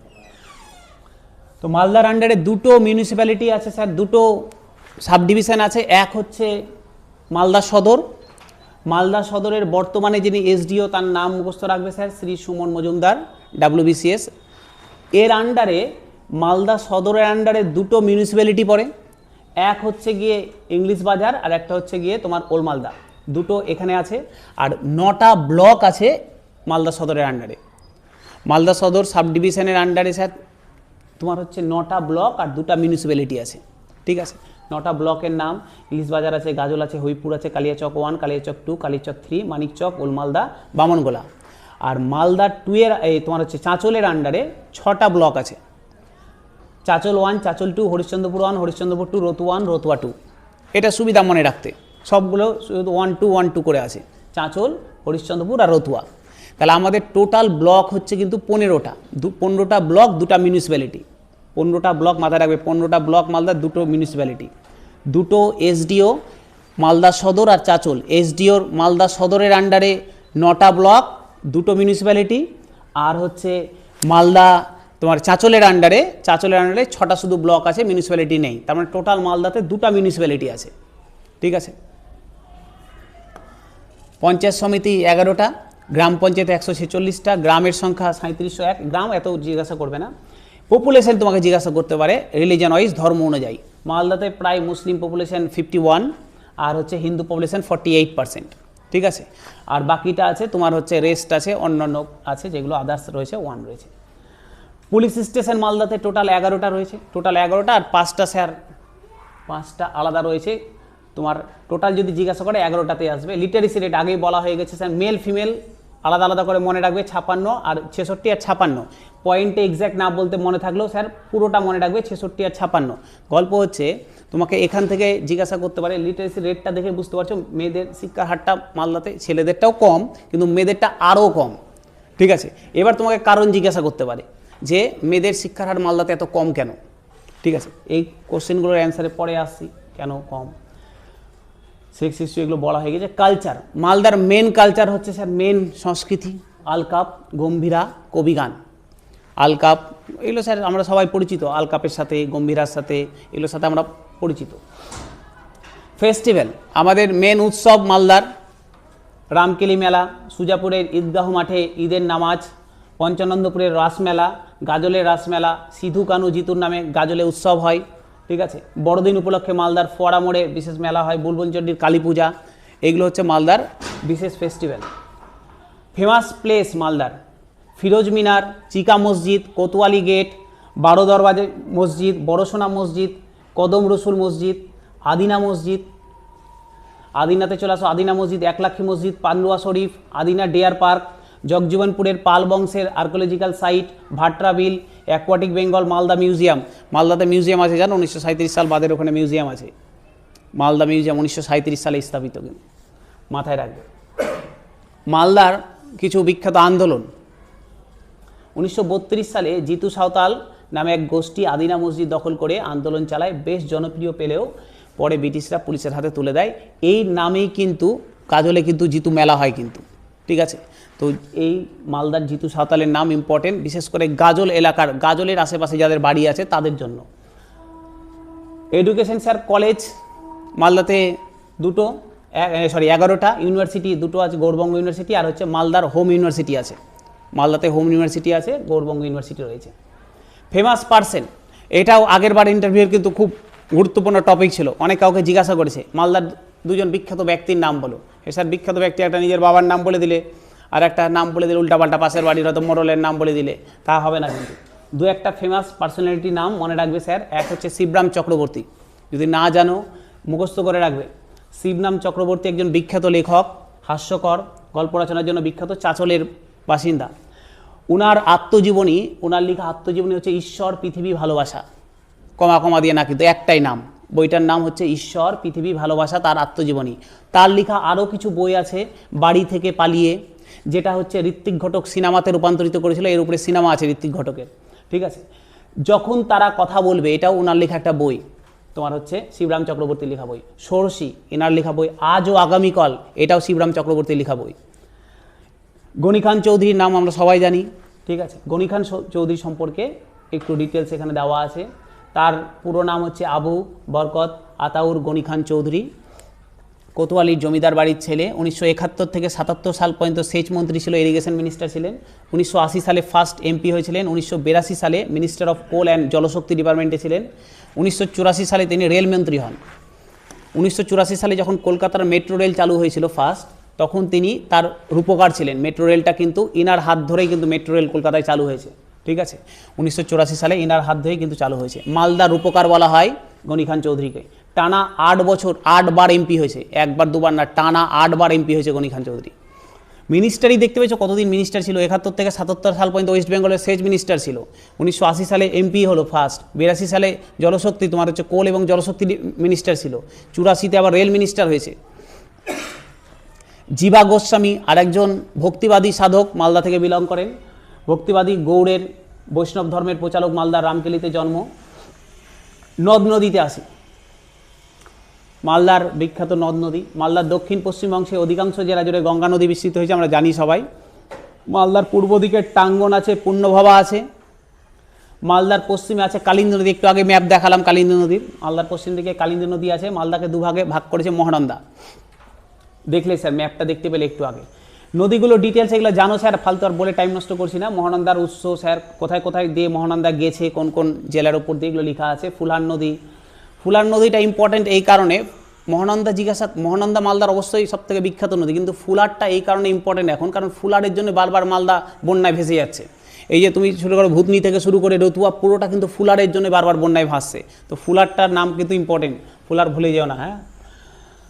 রতুয়া বিশেষ করে এর এফেক্টেড এলাকা হচ্ছে রতুয়া, ভূতনি ফুতনি সব ফুলারের জন্য ডুবছে। প্রবলেম মালদার স্যার সমস্যা, মালদার মেইন সমস্যা হচ্ছে স্যার ফেক কারেন্সি, জাল নোট। জাল নোট হচ্ছে মালদার one of the sir biggest problem হচ্ছে মালদার জাল নোট। এনআইএর রিপোর্ট বলছে যে গোটা অল ওভার ইন্ডিয়ার 90% জাল নোট মালদা থেকে যায়, কালিয়াচক থেকে যায়। বুঝতে পারছো, গোটা অল ওভার 90% কারেন্সি মালদা থেকে যায়। চাইল্ড ট্রাফিকিং, শিশু পাচার, শিশু পাচারেও মালদা আমরা স্যার খুব উন্নত শিশু পাচারের দিক থেকেও। 34% ওয়েস্ট বেঙ্গলের যদি শিশু মিসিং হয়, শিশু পাচার হয়, তার সাথে মালদার নাম জড়িত। আর্সেনিক প্রবলেম, মালদার সমস্যা বুঝতে পারছি স্যার। নিজের বাড়ির টিউবওয়েলগুলো যদি পাকার বাড়িতে টিউবওয়েল থাকে চালিয়ে দেখবে আর্সেনিক কী প্রবলেম মালদার। আর্সেনিক প্রবলেম মালদার আর একটা স্যার সব থেকে বড়ো প্রবলেম, আর্সেনিক প্রবলেম। ফ্লাড, বন্যা, 3733 কিলোমিটারের মধ্যে 3000 বর্গ কিলোমিটার মালদার বন্যাপ্রবণ এলাকা। বুঝতে পারছো, 3733 বর্গ কিলোমিটার মালদার টোটাল এরিয়া, তার মধ্যে 3700 কিলোমিটারে বন্যা হয় প্রত্যেক বছর মালদার। প্রত্যেক বছর না হলেও গ্যাপ দিতে কিন্তু বন্যা হয়। তার মানে 90%-এর কাছাকাছি মালদা, 84%-এর কাছাকাছি মালদা কিন্তু বন্যা কবলিত এলাকার মধ্যে পড়ে। ক্যাটেল ট্রাফিকিং, গরু পাচার, বুঝতেই পারছো স্যার আমাদের বর্ডার দিয়ে কত গরু পাচার হয়। শিশু মৃত্যু হার, ইললিগ্যাল ওয়েপন মানে তোমার হচ্ছে বন্দুক। কাজের বাজার ভালো না থাকার জন্য বহু মানুষই অন্য রাজ্যে মালদা থেকে যে কাজ করে, নিজের বাড়ি গ্রাম দেখলে স্যার নিজের কিছু নাই, যেগুলো বললাম সমস্যা লিখা আছে দেখবে, নিজের আশেপাশে তাকালে এগুলো সমস্যা দেখতে পাবে। আমার বাড়ির আশেপাশ থেকে সবাই বাইরের রাজ্যে চলে যাচ্ছে কাজ করতে, তার মানে এটা একটা বড় সমস্যা আমাদের, যে কাজের অভাব মালদাতে। স্যার গুণাবলী, স্যার সমস্যা তো অনেক বুঝলাম, কিছু তো গুণ আছে, বলছে হ্যাঁ আছে। হচ্ছে প্রাচীন ঐতিহ্যের সংরক্ষণশালা হচ্ছে মালদা। আমের স্বর্গভূমি, পশ্চিমবঙ্গ তথা ভারতের অন্যতম রেশম চাষের কেন্দ্র। বলা হয় যে একটা সময় প্রাচীন ভারতের ইতিহাসে মালদাতে বসে লেখা হয়েছিল, আমরা যখন অ্যানসিয়েন্ট হিস্ট্রি পড়ি দেখবে মালদার কত ইতিহাস সেখানে জড়িত আছে। সে গৌড় থেকে শুরু করে পান্ডুয়া থেকে শুরু করে বলা হয় প্রাচীন যুগের ইতিহাস মালদার ভূমি থেকে লেখা হয়েছে। তো মালদার অনেক প্রাচীন ইতিহাস আছে। মালদাতে তোমার হচ্ছে এই তেভাগা আন্দোলনের সাথে মালদা জড়িত ছিল। তো অনেকগুলো আন্দোলনের জায়গাও ছিল মালদা। আচ্ছা, উন্নতিতে তুমি কি করবে স্যার, এগুলো তোমার কোশ্চেন, এগুলো দেখে নিবে স্যার এগুলো নিজের মতো করে। মালদার আম, যদিও আম রিলেটেড একদম ডিটেলসে কোশ্চেন করবে না, তবুও একবার দেখে যাবে, যেগুলো ডিটেলসের জায়গা সেগুলো বলে যাবে। রেশম চাষটা ইম্পর্টেন্ট, মালদার রেশম চাষ ইম্পর্টেন্ট। আগেও বললাম আম থেকে কোশ্চেন নাও করতে পারে, আমরা আম করে মরে যাই, কিন্তু অ্যাকচুয়ালি কিন্তু মালদা রেশমের জন্য বিখ্যাত। তো রেশম চাষটা কিন্তু দেখে যাবে, রেশম চাষটা কোথায় কোথায় হয়। বেশিরভাগ মালদাতে যে রেশমটা হয় সেটা তসর রেশম, ঠিক আছে, তসরটা আমাদের মালদাতে বেশি হয়। ওয়েস্ট বেঙ্গলের 75% এবং ইন্ডিয়ার 6% রেশম মালদায় চাষ হয়। অ্যাকচুয়ালি হয় না, হতো, আগে হতো, এখন আমরা ধীরে ধীরে রেশম চাষ মালদাতে বন্ধ হয়ে গেছে। এবার ডিটেলস দেওয়া আছে প্রত্যেকটা জায়গা। রামকেলি সম্পর্কে ডিটেলস লিখে দিয়েছি, যেগুলো যেগুলো ধরার মতো জায়গা ওনাদের। আদিনা মসজিদ সম্পর্কে লেখা আছে, পান্ডুয়া সম্পর্কে লেখা আছে। পৃথিবীর কিছু গোয়েন্দা সংস্থা ওখানে নাম জিজ্ঞাসা করতে পারে, বিভিন্ন CIA কোথাকার আছে, তারপরে ইউকের কি MI6, মোসাদ কোথাকার, এরকম করে নামগুলো গোয়েন্দা সংস্থার নাম দেওয়া আছে, মুখস্থ করবে। যেহেতু আমার কলেজ ছিল গৌড় মহাবিদ্যালয়, ওই জন্য আমি আমার মতো করে গৌড় মহাবিদ্যালয় থেকে ওই সময় কিছু ইনফরমেশান রেডি করেছিলাম, যে ওই সময় প্রিন্সিপাল কে ছিল, কটা কোর্স আছে ডিপার্টমেন্ট, কোন ডিপার্টমেন্টের HOD কে। তোমার যদি মালদা কলেজ হয়, তুমি মালদা কলেজের HOD কে, তোমার সাবজেক্টের HOD কে আছে, প্রিন্সিপাল কে আছে, এগুলো ছোটো ছোটো কোশ্চেন জিজ্ঞাসা রেডি করে যাবে। আমি মালদা কলেজ, আমার গাজল কলেজে আমার প্রিন্সিপাল কে, আমার বাংলা ডিপার্টমেন্টের HOD কে আছে। তোমাকে হট করে জিজ্ঞাসা করলো বাংলা ডিপার্টমেন্টে HOD কে, তুমি বললে যে আমি তো ও কি জানবে HOD কে আছে, আমি একটা নাম বলে দিই। তুমি ওই যে ভাববে আর বলবে, এর মিডিলে বুঝে যাবে যে ও মিথ্যা কথা বলছে, তাই রেডি করে যাবে। হ্যাঁ, এবার স্যার ওই যেটা তখন তুমি কোশ্চেন করছিলে স্যার, যে আমি বলে দেবো যে আমি মাধ্যমিকের পড়াশোনা করিনি। আমি ধর না, তোমাকে তুমি দিলে গ্র্যাজুয়েশন, আমার গ্র্যাজুয়েশন ম্যাথামেটিক্সের ওপর আছে, তোমাকে ম্যাথ থেকে কোশ্চেন করবে না, ধরে নাও করে দিল। এবার তুমি বলে আমি এটাকে অ্যাভয়েড করার জন্য বলেই দেবো আমি মাধ্যমিকের পড়িনি, মাধ্যমিক আমার লাস্ট কোয়ালিফিকেশন, অসুবিধা কিচ্ছু নাই। কিন্তু তোমাকে জিজ্ঞাসা করবে করেছিল। আমি যখন বলেছিলাম 2017 সালে, 2022-এ আমাদের বোধহয় ইন্টারভিউ হয়েছিল, 22-এ বা 21-এ জিজ্ঞাসা করেছিল যে 2017-তে গ্র্যাজুয়েশন কমপ্লিট, তারপরে কী করছিলে তাহলে 5 বছর ধরে, 5 বছর মিডিলে 5 বছরের গ্যাপ কী করলে? বললাম যে আমি সিভিল সার্ভিসের জন্য পড়াশোনা করছিলাম, বাইরে ছিলাম, ওখান থেকেই পড়াশোনা চলছিল, মিডিলে কোনো চাকরি হয়নি, এই ফার্স্ট এখানে আসলাম, এই চাকরি কোয়ালিফিকেশান হয়েছে। তখন আমি অবশ্য চাকরি করছিলাম, আমি ওটা শো করিনি যে আমি ইরিগেশনে চাকরি করছি, কিন্তু বলিনি, কিন্তু ওনা ঠিক আছে, অসুবিধা নেই। তো ওই জায়গাটা নিজের মতো করে রেডি করবে। দেখো এখানে যে 2017 থেকে কী করলাম, বা স্কুল সার্ভিস তোমাকে জিজ্ঞাসা করতে পারে, এখন স্কুল সার্ভিসের চারদিকে এত বাজার চলছে, এই চাকরি বাদ হচ্ছে, অমুক হচ্ছে, ধুমুক হচ্ছে, স্কুল সার্ভিসে কেন গেলে না? একদম একই অ্যান্সার স্যার, ওই যে একদম ফার্স্ট ইন্ট্রোডাকশানে বোঝালাম, একটাই কথা, কোন চাকরিতে যাব সেটা আমার উপর ডিপেন্ড না, তো একদম পরিষ্কার ভাষায় দিবে। এখন মার্কেটে আমি এটাই চাকরি পাস করেছি, আমার কাছে এটাই অপশান আছে, এখন যদি আমি ভবিষ্যতে বেটার পাই তাহলে আমি চলে যাব, আমার কাছে এখন এটাই পাস করেছি, আমি সেই জন্য এটাতে এসেছি। টাকার দরকার, ফ্যামিলি অবস্থা খারাপ, টাকার দরকার আছে, আমি এই চাকরি পাস করেছি, এটাতে এসেছি। আচ্ছা, রাষ্ট্রপতি উপরাষ্ট্রপতি থেকে দু একটা ছোটো ছোটো ইনফরমেশন দেওয়া আছে। রাষ্ট্রপতি কত নম্বর আর্টিকেলের আন্ডারে আসে, বর্তমান রাষ্ট্রপতির নাম কি, প্রথম মহিলা রাষ্ট্রপতি কে ছিল, বর্তমানে সুপ্রিম কোর্টের, এটা তো চেঞ্জ হয়ে গেছে, সুপ্রিম কোর্টের বিচারপতির নাম চেঞ্জ করে নেবে, উপরাষ্ট্রপতি কে আছে, এই স্যার এগুলো দু একটা ছোটো ছোটো জিনিস চেঞ্জ হয়ে গেছে। তো এই ছিল স্যার আমাদের টোটাল মালদার PDF, আমি PDFটা দিয়ে দেবো গ্রুপে। মালদাটুকু তোমার কাজ, দুটো কাজ, এক হচ্ছে নিজের ডিস্ট্রিক্ট মুখস্থ করবে, এক হচ্ছে নিজের ব্লক পড়বে। ব্লক থেকে আহমরি কিচ্ছু জিজ্ঞাসা করবে না, ডিস্ট্রিক্ট থেকে করতে পারে, কারণ ডিস্ট্রিক্ট থেকে এই কারণে করতে পারে, কারণ যারা ইন্টারভিউ বোর্ডে বসে আছে ওরা কিন্তু তোমার ডিস্ট্রিক্ট সম্পর্কে তোমার থেকে ভালো জানে, একদম 100% থাকো, তোমার থেকে তোমার বাড়ির এলাকা সম্পর্কে ওরাই বেশি জানে, তুমি লুকানোর কিচ্ছু নাই, তুমি লুকিয়ে পারবেও না লুকাতে। তো ডিস্ট্রিক্টেও তোমাকে ভালো করে যেতে হবে। একটা কোশ্চেন করলেও, একটা কোশ্চেন যেন আমি জানা থাকে, এইটুকুটা গল্প, আমি এমন না যে কিছুই জানি না। তোমাকে 5টা কোশ্চেন করলো, আমি 5টাতে 3টা পারলাম না, কোনো আসে যায় না, তুমি 3টা কেন 4টাও না পারতে পারো, কিন্তু তোমাকে এমন কোশ্চেন করছে যেটা তোমার জানাও, তোমার বাড়ির পাশে, তোমার বাড়ি আইহোতে, তোমাকে কোশ্চেন করছে আইহো দিয়ে কী নদী গেছে, আমি নদীর নাম ভুলে গেছি, এটা কিছু হবে না, তোমার নাম্বার অনেকটা কমে যাবে। এবার তোমাকে জিজ্ঞাসা করছে বলো তো বাবরের, তোমার সিংহাসনে কবে বাবর রাজ্যাভিষেক করেছিল, তোমার এই কোশ্চেন অ্যান্সার তুমি ভুলে যেতেও পারো, কোনো অসুবিধা নেই। এই কোশ্চেন ভুলে যেতে পারো, সেটাকে কীভাবে ট্র্যাকেল করতে হবে আমরা মকে শিখে যাব। কিন্তু তুমি হচ্ছে গল্প, তোমাকে জিজ্ঞাসা করলো যে মালদার ডিএমের নাম কি, তুমি বলছো আমি ডিএমের নাম মনে নাই, এটা তখন খারাপ হয়ে যাবে। মালদার এসপির নাম কি, তুমি এসপির নাম জানো না, তখন এটা কিন্তু মুশকিল হয়ে যাবে। তো বেসিক যেটুকুটা জানা দরকার সেইটুকুটা, আহমরি সাবজেক্ট থেকে তুমি একটা কোশ্চেন নাও বলতে পারো, তোমাকে 5টা জিজ্ঞাসা করলে তুমি 5টাও যদি নাও বলো, এটা হওয়া উচিত না যে 5টা জিজ্ঞাসা করলে আমি 5টাই পারবো না। তুমি 5টা জিজ্ঞাসা করলে তুমি 4টা না পারতে পারো, কিন্তু 4টা না পারাটাকে কীভাবে হ্যান্ডেল করবে এটা ইন্টারভিউ।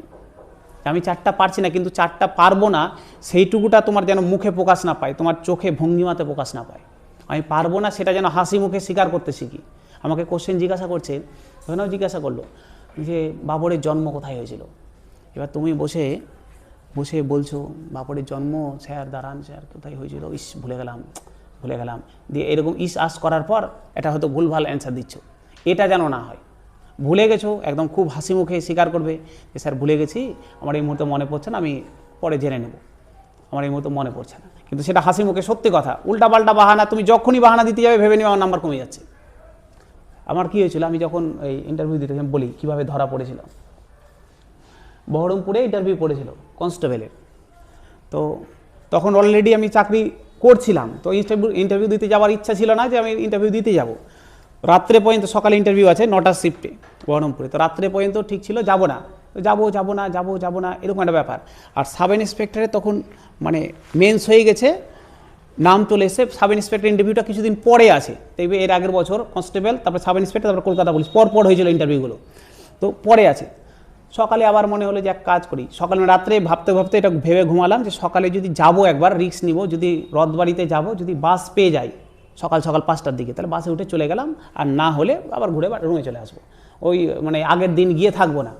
তো এই কারণে অতটা গুরুত্বও দিইনি, তো জামা টামা রেডি ছিলই, রুমে ছিলই, পরে টোরে সকালবেলা খেলাম, তো একটা স্টেট পেয়ে গেছি, স্টেট পেয়ে চলে গেছি, চলে গিয়ে ওখানে গিয়ে ড্রেস চেঞ্জ করে ওই মাঠে, বহরমপুর পুলিশ লাইনের বাইরে একটা মাঠ আছে, মাঠে ড্রেস চেঞ্জ করে ঢুকে গেছি। আর আমার মাথা থেকে বেরিয়ে গেছে যে আমি দাড়ি সেভ করে যাইনি, ইচ্ছা ছিল না ওই জন্য, আর মানে ওই দিকে আর মাথাতেই না যে দাড়ি সেভ করিনি। ইন্টারভিউ দিতে ঢুকে গেছি, ঢুকে বেশ অনেকক্ষণ ধরে ইন্টারভিউ হয়েছিল, মানে অন্যদের দেখলাম ঢুকছে বেরাচ্ছে, আমি ঢুকেছি, অনেকক্ষণ ধরে ইন্টারভিউ হলো। আমাকে জিজ্ঞাসা করেছিল যে মানে সাবজেক্ট জিজ্ঞাসা করলো, তো বললাম ম্যাথ, তো হয়তো ম্যাথের প্যানেলে কেউ ছিল না, তো ওদের যে চেয়ারম্যান স্যার ছিলেন বললেন যে ম্যাথ থেকে কী আছে, ওদের মধ্যে আলোচনা করছে ম্যাথ থেকে কী আছে কোশ্চেন করো, তো কেউ দেখলাম চালা শব্দ করলো না। তো ফিজিক্সের একজন ছিল, তো বলে তাহলে ফিজিক্স থেকে ছিল, তো বললো যে তুমি বলো তো এই যে ফিজিক্সে ছিল ST + ½ FT², তো বলছে ব্যাখ্যা করো, তো এটাকে ব্যাখ্যা করো। বলছে আমাকে ব্যাখ্যা করো স্মরণের এই ফর্মুলাটা, যে ST + ½ FT²টাকে UT, আচ্ছা UT, হ্যাঁ, তো UT + ½ FT², এটাকে ব্যাখ্যা করো, ঠিক আছে ব্যাখ্যা করো। তো সুন্দর এটা ব্যাখ্যা করলাম, স্যার এটা প্রাথমিক বেগ, এটা সময়, এটা ত্বরণ, তারপরে এইভাবে ব্যাখ্যা করলাম, ব্যাখ্যা করা হয়ে গেল। একজন CO ছিলেন হয়তো, উনি এভাবে প্যানেল দেখালাম, প্যানেলটা কীভাবে বসেছিল, ইউ আকৃতিতে প্যানেল বসেছিল। তো যিনি CO ছিলেন, আমি এভাবে চেয়ারে বসে আছি, এটা যদি চেয়ার হয়, আমি এভাবে চেয়ারে বসে আছি, হয়তো আমি চেয়ারে বসে আছি, এভাবে রিল্যাক্সে আছি। আর একজন CO, উনি কিন্তু এখানেই আমার চোখের সামনে বসে আছেন, আর বাদবাকি সবাই এভাবে গোল প্যানেলে বসে আছে, আর একজন চেয়ার নিয়ে একদম চোখের সামনে এখানে বসে আছে। ও কিন্তু একটাও কোশ্চেন করেনি, উনি চুপচাপ শুধু আমার দিকে তাকিয়ে আছে, আর কোনো কাজ না। মানে ওর কাজটাই ছিল মানে তোমাকে একটু নার্ভাস ফিল করবে, তোমার যেন ওকে দেখে ভয় লাগে, তো ও বসে আছে চুপচাপ। সব হয়ে গেল, ইন্টারভিউ সব হয়ে গেল, ভালো বেশ, যে কটা কোশ্চেন জিজ্ঞাসা করেছিল বলেছি। উনি শুধু লাস্টে যখন সব হয়ে গেল, উনি বলছে আচ্ছা পুলিশের চাকরি মানে ডিসিপ্লিন জানো তো? আমি যে হঠাৎ করে আবার এই কথা বলছে কেন? বলছি হ্যাঁ জানি। বলছি তুমি প্রথম দিনই এসছো ইন্টারভিউ দিতে, তো সেভিংস করে আসতে হয় সেটা জানো না? শুধু জ্ঞান থাকলে পুলিশের চাকরি করা যায়, ডিসিপ্লিন লাগে। আমার তখন মনে পড়ছে যে আমি তো দাড়ি কেটে আসিনি। এবার আমি কি বলবো, ওই মুহূর্তে মানে মিলি সেকেন্ড সময়, তো আমি ওই মুহূর্তে বলেছি স্যার একজন আত্মীয় মারা গেছে, তো কাটা হয়নি। এবার দাড়ি কাটা নাই, কিন্তু চুল কাটা ছিল, তো এবার চিপের এখানে সেভ করা আছে। বলছে তোমার দাড়ি কাটা নাই, চুলের এখানে সেভ করা, মানে পট করে ধরে নিয়ে, মানে আমি যে মিথ্যা কথাটা বললাম ও কিন্তু সাথে সাথে বুঝে গেছে যে মিথ্যা কথাটা বলেছি। আর কিছু বললাম, ঠিক আছে বেরিয়ে চলে আসলাম। তো মানে কি বলবো, এক তো হচ্ছে, আর যদি মিথ্যা কথা কিছু বলতে হয়, যে বললাম হবি রেডি করে যাবে, মিথ্যা কথা বলে মানে বাড়িতে মিথ্যা কথাটা প্র্যাকটিস করে যাবে, আমি এটাই মিথ্যা বলবো। মিথ্যা বলে একদম মিথ্যার সঙ্গে যেন আবার ওখানে দনমনো না হয়, একদম মিথ্যা, একদম ফ্রিকোয়েন্টলি মিথ্যা হবে। আমি যে মিথ্যাটা বাড়ি থেকে রেডি করেছি, আমার হবি, আমার ভালো লাগতেই পারে গান শোনা, আমি ওখানে গান শোনা, এবার গান শোনা সম্পর্কে আমি কিছু জানি না, দিয়ে আমি বলে দিলাম গান শোনা, দিয়ে আমাকে কোশ্চেন করছে আমি কিছু পারবো না, এটা যেন না হয়। আমি মিথ্যা কথা বলবো যে আমি আমার হবি মাছ ধরতে পছন্দ, আমি মাছ জীবনে কোনো দিন ধরিনি, মাছ ধরতে পছন্দ করি, কিন্তু মাছ ধরতে পছন্দ করি এটা যেন আমার আগে থেকে কনফিডেন্স নিয়ে রেডি করে যাবে। ঠিক প্রথম কথা এটা। আর দ্বিতীয়ত স্যার একটু রবিবারে ফার্স্ট মক হবে, তার আগে বাড়িতে একটু এগুলো রেডি করে, ইন্ট্রোডাকশান রেডি করে, মেনলি স্যার ইন্ট্রোডাকশান। আবারও বলছি 100 জন যদি মক ডাব্লিউবিপিতে কনস্টেবলে যদি 100টা ছেলে মক দেয়, ও কিন্তু 90টা ছেলেই একদম এইটুকুটাই জিজ্ঞাসা করে ছেড়ে দিবে যে তোমার ইন্ট্রোডাকশান কি, তোমার বাড়িতে কে কে আছে, বাবা কি করে, মা কি করে, আচ্ছা পড়াশোনা কত দূর করেছো, এইটুকু বলে তোমরা ঠিক আছে আসো। প্রচুর ছেলে পেলে তো টাইম নাই, এখন এসআইআর কাজ, ভোটের কাজ, এত তোমাকে টাইমই দিবে না কোশ্চেন জিজ্ঞাসা করার। 10 জন হয়তো 100 জনের মধ্যে পড়বে যাদেরকে হয়তো 3-4 মিনিট ইন্টারভিউ নিতে পারে, তখন তোমাকে কোশ্চেন করতে পারে। আর যাদের নাম আছে, যাদের নামের সাথে হিস্ট্রির কোনো নাম রিলেটেড আছে, এগুলো কিন্তু রেডি করে যাবে। কারণ আগের ব্যাচে রাজশ্রী বলে একটা মেয়ে পড়তো, ওকে কিন্তু জিজ্ঞাসা করেছিল ইন্টারভিউ, এবারও আসবে হয়তো মক দিতে, দেখতে পাবে, ওকে জিজ্ঞাসা করেছিল যে তোমার নামের সাথে ইতিহাসের কার নাম জড়িত, রাজশ্রীর সাথে কার নাম জড়িত, ইতিহাস তো পড়েছ, রাজর্ষি বর্ধনের নাম জড়িত, ঠিক, হর্ষবর্ধনের বোন রাজর্ষি বর্ধন, রাজ্যবর্ধনের বোন হর্ষবর্ধনের বোন, তাহলে ওনার নাম জড়িত। এবার ওটা তো জানতে হবে যে আমার নামের সাথে ইতিহাস, আমি বলতে গেছি আমার নামের সাথে একজনের নাম জড়িত, সেটা জানি না। বাংলা এটা মাঘ মাস চলছে, মাঘ মাসে বিখ্যাত একজনের জন্ম, জানা আছে বাঙালি? তখন ছিল শ্রাবণ মাস, শ্রাবণ মাসে আমাদের ইন্টারভিউ হয়েছিল, তো শ্রাবণ মাসে তো খুব সহজ, 22শে শ্রাবণ ইম্পর্টেন্ট, কিন্তু মাঘ মাসে কৃত্তিবাস ওঝার নাম জন্ম, কৃত্তিবাস ওঝা। কৃত্তিবাস ওঝা কী রচনা করেন?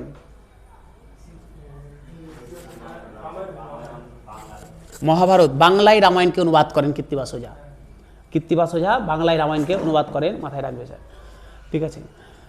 তো এই ছোট ছোট জিনিস এগুলো রেডি করো, রেডি করে রবিবারের দিন মক দিতে আসবে। মকের স্যার গল্প হচ্ছে, মক একদম পুরোপুরি যেভাবে মক প্র্যাকটিস যাবে সেইভাবেই কিন্তু রেডি হয়ে আসবে। এমন না যে আচ্ছা এখানে মক দিতে যাচ্ছি মকের মতো করে যায়, এরকম ব্যাপার নাই, একদম যেভাবে যাবে ফুল ড্রেস আপে আসবে, যেভাবে দরকার সেভাবেই আসবে। ফাইল লাগবে না, তুমি নর্মালি আসবে, যেভাবে যতটা দরকার, যেভাবে একদম ওখানে যাবে সেইভাবে রেডি হয়ে আসবে। আচ্ছা, আর স্যার দু একটা ছোটো ছোটো জিনিস বাড়িতে প্র্যাকটিস করার সময় মাথায় রাখবে, একটু আয়নার সামনে বসে মকটা দিবে। বাড়িতে যখন প্র্যাকটিস করবে চোখ মুখের ডিজাইন যেন চেঞ্জ না হয়। কেন চেঞ্জ না হয়? যেহেতু অন্যান্যবার টাইম থাকে আমরা ধরিয়ে দিই, আগেরবার যেমন 7-8টা মক হয়েছিল, কিন্তু এবার টাইম নেই, এবার হয়তো 2-3টার বেশি মক নেওয়া যাবে না, কারণ টাইম খুব কম। ধরে নাও, বলছি কেমন, একটা চেয়ার রাখা আছে এইভাবে, চেয়ার রাখা আছে এইভাবে, তোমাকে ঢুকতে বললো, তুমি যখন এসে ঢুকছো, ঢোকার স্টাইল আছে, তুমি গেট, ধরো আমি গেট খুলে ঢুকছি,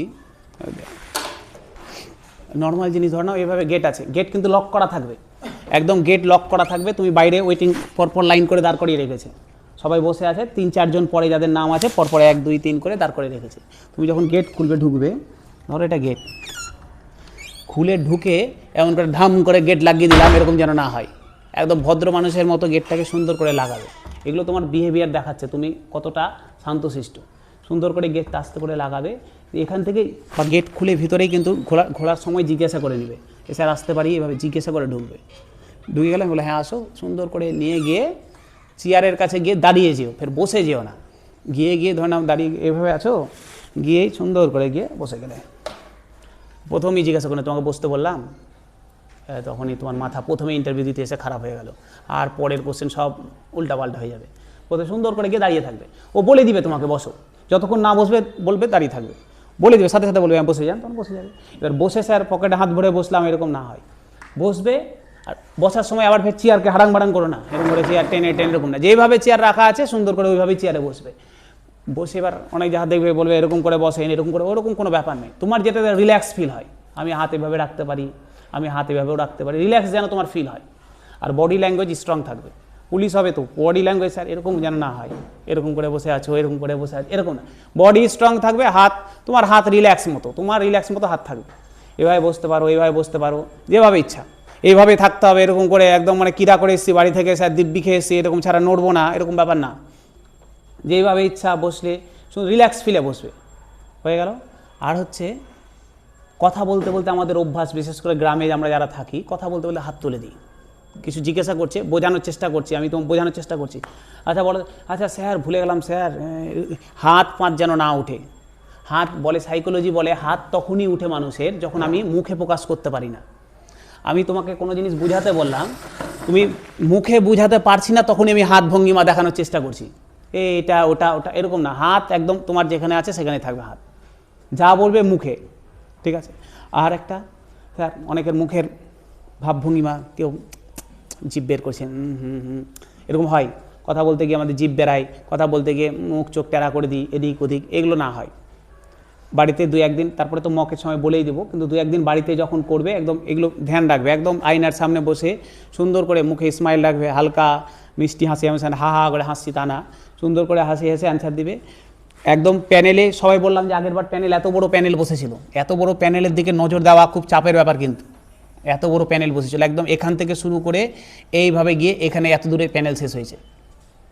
এটা ফার্স্ট এখানেই দেখেছি বহরমপুরে, অন্য জায়গাতে এত বড় প্যানেল বসে না, কিন্তু অন্য জায়গায় স্ট্রেট প্যানেল দেখেছি, একদম সোজা প্যানেল, এইভাবে বসেছে প্যানেল, 5-6 জনের প্যানেল। কিন্তু এই কনস্টেবলের প্যানেলটাতেই এত বড় প্যানেল দেখেছিলাম, এইভাবে ইউ আকৃতিতে প্যানেল বসেছিল, ঠিক আছে। হয়তো ওদের ঘরের স্ট্রাকচারটা এরকমই ছিল বলে এরকমভাবে বসেছে। তো এত বড় প্যানেলের দিকে একসাথে নজর দেওয়া খুব চাপের ব্যাপার। আমি এখানে বসে আছি ক্যান্ডিডেট, এবার এইভাবে প্যানেল এখান থেকে শুরু করে এখানে শেষ হয়েছে, আমি একসাথে সবার দিকে নজর দিতে পারবো না, বাস্তব কথাই।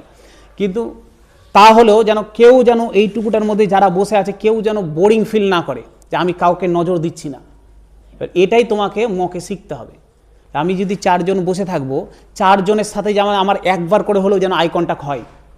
আমি কথা বলছি, আমি উনি জিজ্ঞাসা করলো কোশ্চেন মিডিল থেকে, আমি ওনার দিকেই অ্যান্সার দেবো, 80% অ্যান্সার আমার ওনার দিকেই থাকবে, কিন্তু মাঝে মধ্যে যেন আমার চোখটা সবার দিকে একবার ঘুরে। এবার চোখ ঘোরাতে গিয়ে আমি গলা ঘোরাবো না, কথা বলছি এদিকে এদিকে তাকিয়ে নিলাম তা না, শুধু চোখ ঘুরবে। আমি কথা বলবো এর দিকে, কিন্তু আমার তাকাবার একবার এদিকে তাকাবো, এদিকে তাকাবো, আমার চোখটা যেন চারদিকে ঘুরে। আমি ঘুরতে ঘুরতে একবার এদিকে এই মনে ঘুরে গেলাম, এই মনে ঘুরে গেলাম, এরকম যেন না হয়। এইটুকুটা বাড়িতে প্র্যাকটিস করো, এটাই তোমাকে 10 থেকে 13 নিয়ে যাবে, আর না হলে তোমাকে ওই 7-8-এ গিয়ে আটকে দেবে, ঠিক আছে। আর একটু অনেস্ট, বারবার বলছি অনেস্ট, যখনই মিথ্যা কথা বলবে ধরে নেবে।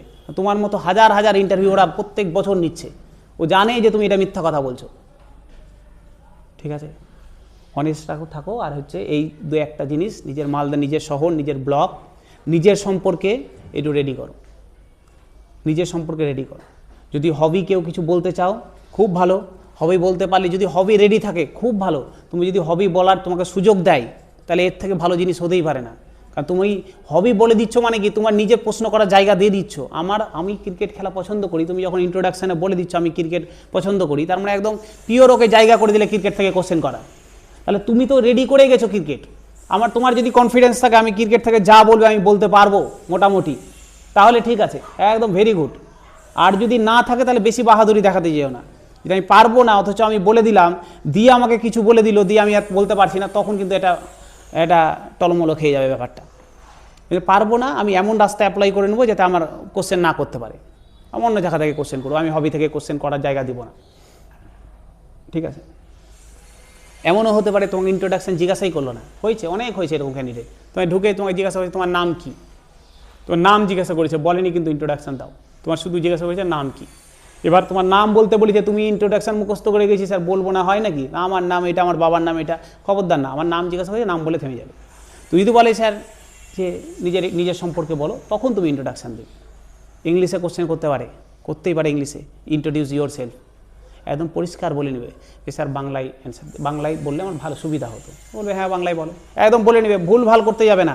আমি পারবো না ইংলিশ, তুমি যখনই ইংলিশে বলতে শুরু করে দেবে না, তোমাকে নেক্সট কোশ্চেন আবার ইংলিশে করবে, পরের কোশ্চেনটা আবার ইংলিশে আসবে। আর যদি কনফিডেন্স থাকে নিজের ওপরে যে আমি ইংলিশে অ্যান্সার দিতে পারবো, দেন গো ফর ইট। আর যদি না পারো, একদম পরিষ্কার প্রথমেই কোশ্চেন করে বলে নেবে যে স্যার, তাও যদি খুব অসুবিধা হয় ইন্ট্রোডাকশানটা ইংলিশে মুখস্থ করে যেও, যদি ইন্ট্রোডাকশানটা ইংলিশে বলতে বলে দিবে, আর তারপরে নেক্সট যখন কোশ্চেন জিজ্ঞাসা করবে বলে নেবে একদম পরিষ্কার যে স্যার বাংলায় বললে আমার সুবিধা হতো। একদম ওরা দেখবে একদম ফ্রেন্ডলি ব্যবহার, কোনো তোমার ভয় পাওয়ার ব্যাপার নেই, একদম ফ্রেন্ডলি বলবে হ্যাঁ ঠিক আছে বাংলাতে বলুন, ঠিক আছে। হ্যাঁ কোনো অসুবিধা নেই, কোনো অসুবিধা নেই, আরে তুমি পারলে তোমাকে চা খাইয়ে দিবে, এরকম সুবিধা। তো ঢোকার সময় শুধু ভয় কোনটুকুটার সময় বলো তো, যখন গেটের কাছে দাঁড়িয়ে আছো, নেক্সট তোমার নাম আসবে, একদম বলছি একদম এইগুলোই ফিল হবে। তুমি পরীক্ষাতে যাবে, ইন্টারভিউয়ে গেটের সামনে দাঁড়িয়ে থাকবে, একজন ঢুকে গেছে, এরপরে তোমার নাম আছে, ওই সময়টাতে তোমার শুধু ম্যাক্সিমাম ভয় লাগবে। তুমি যখন একবার ঢুকে যাবে, একবার যখন বসে যাবে, দেখবে সব ভয় কেটে গেছে। ওরাই তোমার সাথে এমন গল্প শুরু করে, তোমার দেখবে অটোমেটিক কোনো ভয় নাই। ওই ঢুকার সময়টুকুটাই তোমার শুধু ভয় লাগবে, ভিতরে ঢুকবো কী হবে কী হবে কী হবে, ওই সময়টাই হার্টবিট বেড়ে যাবে। একবার ঢুকে গেলে সব ভয় কেটে যাবে ভিতরে।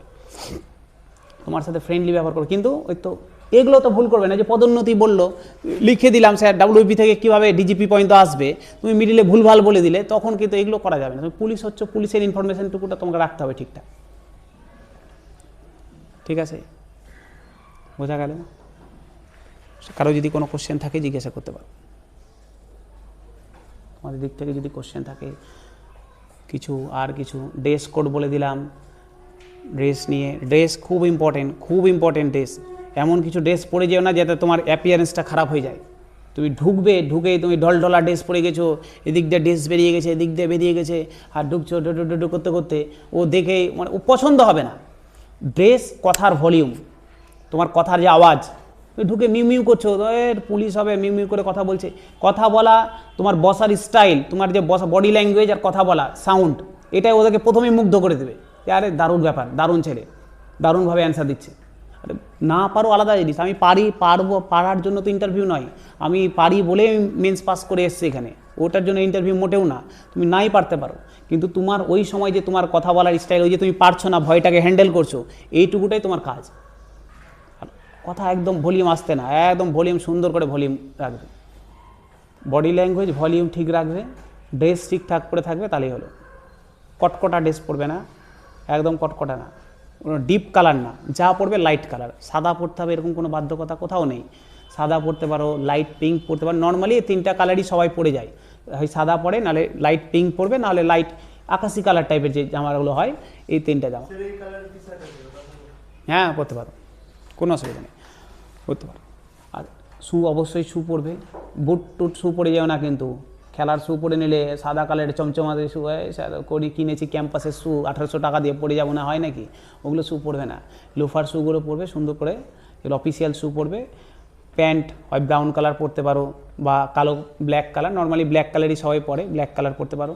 অনেকে নীল পরে, হালকা আকাশি কালারও প্যান্ট পরে, কোনো অসুবিধা নেই। হ্যাঁ বানা প্যান্টগুলো, হ্যাঁ অবশ্যই জিন্স ফিন্স পরে যাও না, বাপরে। বানা প্যান্ট না থাকলে এমনি ওই মলে গিয়ে বানা প্যান্ট কিনে নিবে, ওগুলোকেই চাপাচাপি করে বানিয়ে নিবে। এখন টাইম যেহেতু কম আছে, ওগুলোকেই করে নিবে, তাও অসুবিধা। যদি বানিয়ে দেয় তো খুবই ভালো, আর না হলে ওগুলোই 500 টাকা দেবে, রেডিমেড পাওয়া যায়, ওগুলোই কিনে ওগুলো দিয়ে চালিয়ে দেবে, কিন্তু বানা প্যান্ট পরে যাবে। ঠিক আছে, টাই ফাই লাগানোর দরকার নেই, তুমি CBSE বোর্ডের পরীক্ষা দিতে যাচ্ছ না, টাই ফাই লাগিয়ে যাবে। হ্যাঁ ঘড়ি রাখতে পারো, ঘড়ি রাখা, এবার ঘড়িটার গল্প আছে স্যার। ঘড়ি যদি রেখে যাও, আগেরবার একটা গল্প বলি। ঘড়ি রেখে যাবে, ঘড়ি নিয়ে যাবে সুন্দর, মানে ঘড়ির মধ্যে ওই লাল কালারের ঘড়ি মডেল, এই মডেল, ওগুলো মডেল না, একদম প্লেন ঘড়ি যদি থাকে, প্লেন ঘড়ি পড়ে যাবে। আর হাতে তোমাকে জিজ্ঞাসা করেছে ঘড়ি পড়ে গেছে, তুমি ঢুকে বসেছে, জিজ্ঞাসা করছে কটা বাজে, এখন সময় কটা, তুমি ঘড়ি দেখবে, তোমাকে দেখে যাও ঢুকছি যখন, এটুকুটা তোমার প্রেজেন্ট অফ বুদ্ধি, যে তুমি ঢুকছো, কটার সময় ঢুকেছো, তোমার ইন্টারভিউয়ের টাইম তোমার জানা আছে। আগেরবার একজনকে জিজ্ঞাসা করেছিল, বহরমপুরে পড়েছিল, বলেছে মালদা থেকে বহরমপুরে দূরত্ব কত। আসার সময় বলে কিসে এসছো, বলছে বাসে। আসার সময় কোন কোন নদী পড়েছে রাস্তাতে। হ্যাঁ এগুলোই তো নলেজ, এগুলোই তো ইন্টারভিউ। তোমাকে তো আর ইতিহাস থেকে কোশ্চেন করার ইন্টারভিউ না, তোমাকে এইগুলো জিনিস, তুমি যদি এটা বলতে পারো তো এমনি ওরা খুশি হয়ে যাবে, যে আমি এটুকুটা জ্ঞান নিয়ে গেছি, যে আমি মালদা থেকে আমার বহরমপুরে সিট পড়েছে, আমার রাস্তাতে এই কটা নদী আমি পেরিয়ে এসেছি। কলকাতায় সিট পড়েছে, মালদা থেকে যাওয়ার সময় সবগুলো দরকার নেই, আমি যে কটা ইম্পর্টেন্ট নদী রাস্তায় পড়েছে, আমি এই কটা নদী স্যার পার করে এসেছি। মোটামুটি একটা অ্যাপ্রক্স কিলোমিটার, 385 কিলোমিটার এই আমার দূরত্ব। ঠিক আছে, তারিখ ভুলে যাও না, তারিখ কিন্তু বাংলা তারিখ, যেদিন নিজের ডেট পড়বে বাংলা তারিখ, অবশ্যই জিজ্ঞাসা করবে বাংলা তারিখ কত আজকে, এটা কোন মাস, বাংলা কত সাল। হ্যাঁ হপ করে সাল তো ভুলে গেছি, 1471, 72, 73, যা। বাংলা তারিখ তো আমরা এখনও যদি আজকেই বলতে বলি বাংলা তারিখ, আমি নিজেও জানি না বাংলা তারিখ কত আজকে। বাংলা তারিখ আমরা তো লাগেই না কাজে, কিন্তু ওখানে কাজে লাগবে। বাংলা তারিখ, বাংলা মাস, বাংলা সাল, এগুলো জেনে যাবে। ঠিক আছে, আর একটু এই কদিন একটু ইউটিউব থেকে দূরে থাকবে, কারণ না হলে দিক ভ্রষ্ট হয়ে যাবে। ঠিক আছে, ইউটিউবে সার্চ করবে উমুক ইন্টারভিউ, দেখবে একদম ভুং ভাং এটা সেটা, জীবনে কোনো দিন ইন্টারভিউ দেয়নি, ওরাও বক্তৃতা দিচ্ছে, এই সেই এটা সেটা মামুক ধমুক করে একদম শেষ করে দেবে মাথা, নিজেই কনফিউজ হয়ে যাবে আমি কোনটা ঠিক, যেটা করছি সেটা ঠিক, তো বললাম না একটু আগে জিজ্ঞাসা করবে পুলিশ কেন হতে চাও, পুলিশ আমার ছোটোবেলা থেকে স্বপ্ন, বিভিন্ন জায়গাতে দেখতে পাবে পুলিশ স্বপ্ন, ছোটোবেলা থেকে আমি স্বপ্ন দেখেছি পুলিশ হবো, এই হবো, অমুক হবো, ধুমুক হবো। ওরা জানে এগুলো কোনো স্বপ্ন না, সব টাকার খেলা, ঠিক আছে? তোমার টাকা না দিলে তোমার কোনো স্বপ্নের দাম নাই, সব টাকার জন্য করছি আমরা। হ্যাঁ, ঘুষের ব্যাপারে করে লেখা আছে এখানে, ঘুষের ব্যাপারে কোশ্চেন লেখা আছে, দাঁড়াও দেখাচ্ছি।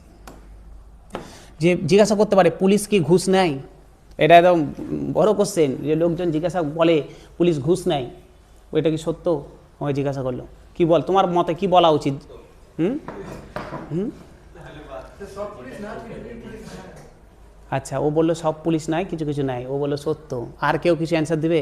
আমি জিজ্ঞাসা করলাম পুলিশ কি ঘুষ নেয়, এটা কি সত্য? লোকজন অ্যালিগেশন যে লাগাচ্ছে, আজকে খবরের কাগজ খুললেই, টিভি খুললেই দেখা যায় যে পুলিশ ঘুষ নেয়। তুমি এমনভাবে এই এখন তো তুমি যাচ্ছ পুলিশের, প্রথম দিনই বলে দিলে পুলিশ ঘুষ নেয়, ও তো সবাই পুলিশ বসে আছে ওখানে চারদিক দিয়ে ঘিরে তোমাকে, আর যদি পুলিশ ঘুষ নেয় ওরা আমার সবাইকে ঘুষখোর বলে দিলে প্রথম দিনই এসে। আর কেউ কিছু অ্যান্সার দিবে?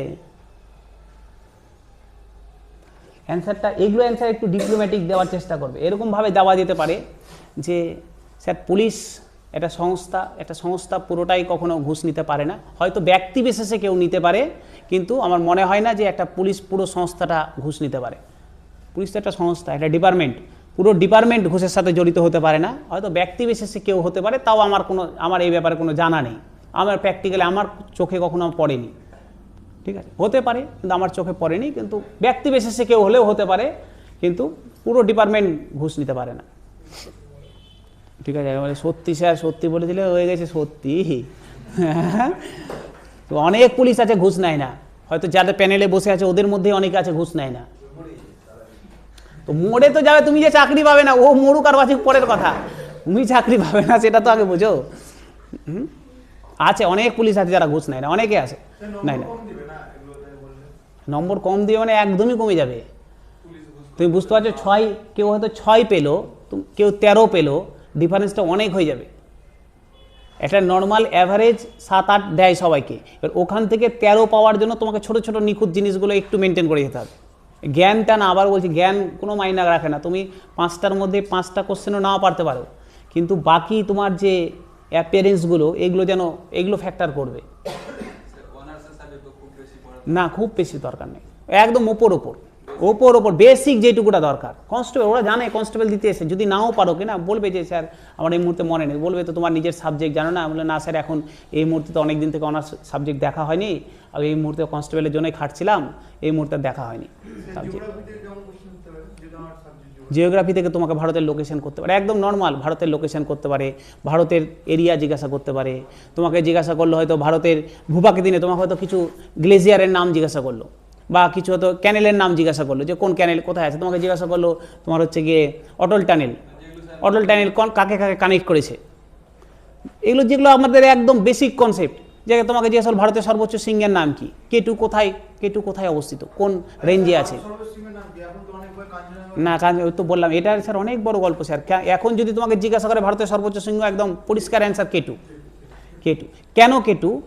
আমরা কেটুকে ধরি না এই কারণ হচ্ছে এলওসিতে আছে বলে, আমরা পাক অকুপাইড কাশ্মীরে আছে বলে, পিওকেতে আছে বলে সেটা নিয়ে অনেক কন্ট্রোভার্সি, কিন্তু আমরা তো এখন পরিষ্কার পিওকে আমাদের অংশ বলে মেনে নিয়েছি, তো কেটু কোনো গল্পই নাই, কেটু হবে। যদি কেটু অপশন না থাকে তাহলে কাঞ্চনজঙ্ঘা। হ্যাঁ, আবার কোশ্চেন অনেক সময় এরকম দেয়, লেস কন্ট্রোভার্সি, কোনো ধরনের বিবাদ ছাড়া ভারতের সর্বোচ্চ সিংহ, তখন না কেটু না কাঞ্চনজঙ্ঘা, কোনোটা হবে, তখন নন্দা দেবী বর্ডারে আছে, তখন নন্দা দেবী উত্তরাখণ্ড পুরোপুরি ভারতে আছে। তো বেসিক কনসেপ্ট তোমাকে এমন জিজ্ঞাসা করবে না, একদম ডিপ জিওগ্রাফি থেকে কোশ্চেন করবে, একদম নর্মাল চাকরি পরীক্ষার জন্য জিওগ্রাফি যেটুকু লাগে এটুকুটি জিজ্ঞাসা করবে, আর ম্যাথ রেডি করে যাবে। কিন্তু ম্যাথের ছোট কনসেপ্ট, তোমার থিওরি জিজ্ঞাসা করবে না, কিন্তু ম্যাথের তোমাকে জিজ্ঞাসা করবে না যে সেলসের থিওরেম বলো, তা জিজ্ঞাসা করবে না। ছোট নর্মাল জিনিস, 1 0 কত হয়, তোমাকে জিজ্ঞাসা করলো 1 মান কত, দেখো। বললাম যে অ্যালজেব্রার থিওরেম জিজ্ঞাসা করবে না, ওরকম জিজ্ঞাসা করবে, নর্মাল জিজ্ঞাসা করবে। হয়তো তোমাকে জিজ্ঞাসা করলো, তোমাকে পাটিগণিতের নর্মাল ধরনের জিজ্ঞাসা করলো, যে আমি এরকম বললো যে আমার সরল সুদ বের করতে দিয়েছে, তুমি সরল সুদের সূত্র তুমি কি বসাবে, তোমাকে এরকম জিজ্ঞাসা করতে পারে। মিডিয়ান কাকে বলে, মধ্যমা কাকে বলে, এইভাবে জিজ্ঞাসা করবে তোমাকে। হ্যাঁ, ইংলিশের ব্যাপারে, লিটারেচারের ব্যাপার, লিটারেচার ওরা খুব আগ্রহী, বাংলা ইংলিশ। তোমাকে জিজ্ঞাসা করবে যে অমুক বই কার লেখা, বা অমুক রাইটারের দুটো বইয়ের নাম বলো, একদম ফেমাসগুলো, একদম ফেমাসগুলো। দু একটা বলে যে অমুক রাইটারের দুটো বইয়ের নাম বলো। এটা পারা উচিত, নিজের এইটুকুটা পারা উচিত। ফের কঠিন না, বললাম যে তোমাকে এটা, এই যে আবারও একই কথাতে আসছে স্যার, এটা আবারও বললাম 10% স্টুডেন্ট। এবার যদি কপাল তোমার ওই 10%-এর মধ্যে আসে, 100টার মধ্যে 90টা স্টুডেন্ট এমনই হবে যাকে ডিরেক্ট ছেড়ে দিবে, শুধু ইন্ট্রোডাকশান নিবে, বাড়ি কোথায়, বাবা কি করে, মা কি করে। তোমার বাবাকে বলে বাবা আমার জমিতে জমি চাষি, জমিতে কাজ করে, আচ্ছা তোমার বাবাকে জমিতে হেল্প করো, হ্যাঁ করি স্যার, বলে করি, বলছে করি তো কি সার ইউজ করো, আমি তো জীবনে কোনোদিন জমি যাইনি, কি সার কেমন করে বলবো, এই ধরা পড়ে গেলে তুমি মিথ্যা কথা বলেছো। ওই জন্য মিথ্যা কথা রেডি করে যাবে, মিথ্যা কথাটা বাড়ি থেকে রেডি করে যাবে। আমি জমিতে আমার বাবাকে হেল্প করি, তার মানে আমি জমির কাজ সম্পর্কে একটু জেনে যাবে, বাবা কি কাজ করে, জমিতে কি সার দিতে হয়, কী দিতে হয় একটু জেনে যাবে। আলু কখন লাগায়, যে এখন কি মাঠে আলু লাগিয়েছে না ধান, তুমি বলে এখন স্যার পাট লাগিয়ে দিয়েছে, ওই যে জমি বুঝে গেছে, ওই জমি তুমি কি যাও, এনপিকে রেসিও জিজ্ঞাসা করে। হ্যাঁ, যারা বলে জমি টমি চাষ করি, কাজ করি, বলো তো তাহলে স্যার এনপিকে রেসিও কত থাকে।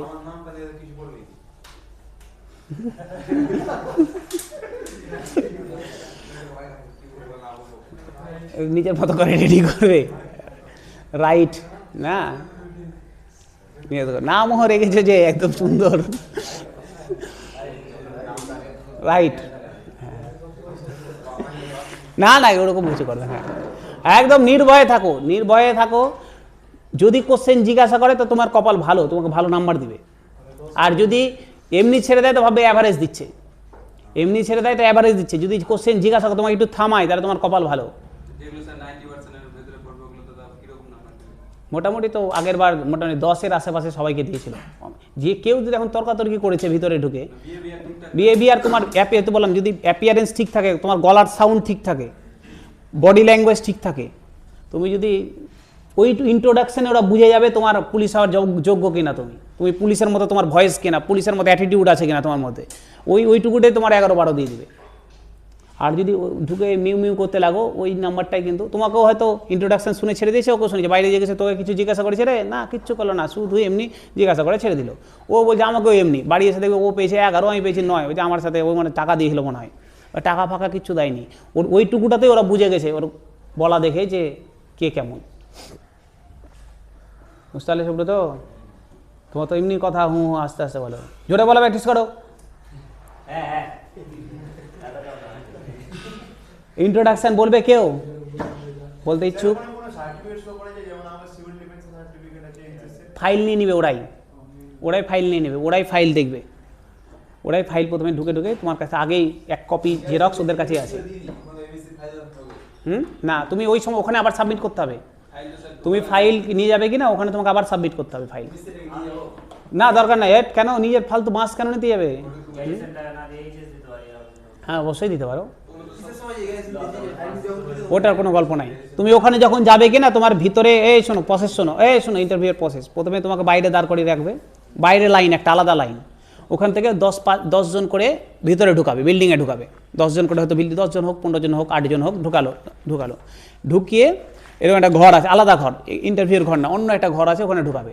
ওখানে তোমার ভেরিফিকেশান হবে, আগে ভেরিফিকেশান হবে, ওখানে তোমার যত ডকুমেন্ট, ওরা ওখানে ডকুমেন্ট নেবে, সাইন করাবে, ফর্ম, তোমার একটা ফর্ম দিবে, ফর্মটা ফিল আপ করাবে, ওখানে ফর্মে তোমার নাম, ঠিকানা, হবি এগুলো লিখতে হবে, লিখে ফর্ম ফিল আপ করতে হবে, ওটা ফিল আপ করে ওটা জমা নিবে, ডকুমেন্টগুলো জমা নিবে, জেরক্সগুলো নিয়ে ওখানে সিল টিল করে দিয়ে 1 কপি অলরেডি তোমার আগে ওদের কাছে চলে যাবে, ইন্টারভিউ যারা বসে আছে, বুঝতে পারলে, ওদের কাছে আগে অলরেডি 1 কপি চলে যাবে, তারপরে অরিজিনালগুলো তোমার কাছে থাকবে, দিয়ে তোমাকে আবার ওখান থেকে নিয়ে গিয়ে আরেকটা ঘরে যেখানে ইন্টারভিউ হবে তার বাইরে ওয়েট করাবে, 2-3 জন করে, এবার এক করে গেটের কাছে লাইন করে দাঁড়িয়ে ঢুকাবে ভিতরে। সেটা তোমার ব্যাপার, সেটা তোমার ব্যাপার। বেশি দিলে বেশি সমস্যা, বেশি দেওয়া দরকার নেই। বিএড দিলে তো বলবে বিএড করেছো, এই করেছো, সামনে এসএসসি গেল, এসএলএসটি গেল, পরীক্ষা দাওনি, পাস করনি, কি করছিলে, এই যেরকম কোশ্চেন করবে।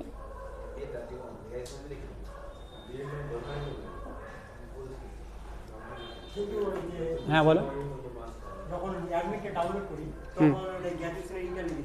ওটার সাথে ফ্যাক্টর করবে না, ওটার দরকার নেই, ওটা কোনো গল্প নেই। তুমি গ্র্যাজুয়েশন ওখানে দিতেই পারো, কোনো অসুবিধা নেই। তুমি ওখানে তোমাকে যদি জিজ্ঞাসা করে বলবে আমি গ্র্যাজুয়েশন সার্টিফিকেট নিয়ে আসিনি, আমি এই পর্যন্ত নিয়েছি, ওগুলো জিজ্ঞাসাই করে না। ভিতরে ঢুকবে কিনা, কী কী ডকুমেন্ট আছে দাও তো ডকুমেন্টগুলো, হ্যাঁ ওখানে যেটা দিবে ওটাই ওদের কাছে যাবে। তুমি যেটা দিবে 1 কপি জেরক্স ওরা নিয়ে পাঞ্চ করে তোমার নাম, ওই তুমি যেটা ফর্ম দিয়েছো পাঞ্চ করে ওরা ভিতরে পাঠিয়ে দিবে আগে। হ্যাঁ ওই তো বললাম, তাহলে তোমাকে রেডি থাকতে হবে। আমি গ্র্যাজুয়েশন দিইনি ওখানে ফের ভুল করে বলে দিও না যে আমি গ্র্যাজুয়েশন করেছি। তুমি দিয়েছো এইচএস পর্যন্ত আর বলে দিলে স্যার আমি গ্র্যাজুয়েশন করেছি, বিএড করেছি, তখন বলে বিএড করেছি তো কই বিএডের সার্টিফিকেট দাও নি তো, জমা করে নি তো, তখন আবার এটা খারাপ। তো ধরা বলে তাহলে বলে দেবে স্যার আমি গ্র্যাজুয়েশনের সার্টিফিকেট নিয়ে আসেনি, একটা নেগেটিভ একটা গল্প আছেই। ধরা পড়বে না তো, ধরা পড়ার প্রশ্নই ওঠে না। এবার যদি পড়ে যাও তো তোমাকে মেকআপ দিতে হবে, স্যার আমি নিয়ে আসতে ভুলে গেছিলাম, বা আমার সার্টিফিকেট এখনও কলেজ থেকে দেয়নি, কলেজে আছে এখনও পাওয়া হয়নি, ওই জন্য আমি অরিজিনালটা পাইনি বলে আমার দেওয়া হয়নি। এটাও ঠিক, বলবে কলেজ ভালো যদি ধরা পড়ে যায় বলবে কলেজে আছে, কলেজ থেকে দেয়নি। প্রভিশনাল সার্টিফিকেট তুলতে পারবে, তো প্রভিশনাল সার্টিফিকেট স্যার তোলার গল্প নাই, তুমি বলে দেবে কলেজে জমা দেয়নি, কলেজ থেকে বেরায়নি। তোমার যদি মনে হয় দিব তো দিবে, কোনো অসুবিধা নেই, দিলে রেডি হয়ে যেতে হবে। প্রভিশনাল সার্টিফিকেট দিয়ে দেয়, সাথে সাথে দিয়ে দেয়। এখন না, চাকরির জন্য গেলে তাড়াতাড়ি দিয়ে দেবে। তুমি 500 টাকা বা 600 টাকায়, গৌড়বঙ্গেও 500-600 টাকা নেয় বোধ হয়। 3 দিন, আমার মনে হয় 3 দিন এমনি দেয়, কিন্তু তুমি যদি চাকরির জন্য লিখে যাও কিনা, চাকরি অ্যাডমিট নিয়ে যাবে, আমার ইন্টারভিউ আছে এত তারিখ থেকে, সকালবেলা গেলে সন্ধ্যার সময় দিয়ে দিবে, প্রভিশনাল দিবে। অরিজিনাল তো আসেই নি তো, অরিজিনাল তো তারপরে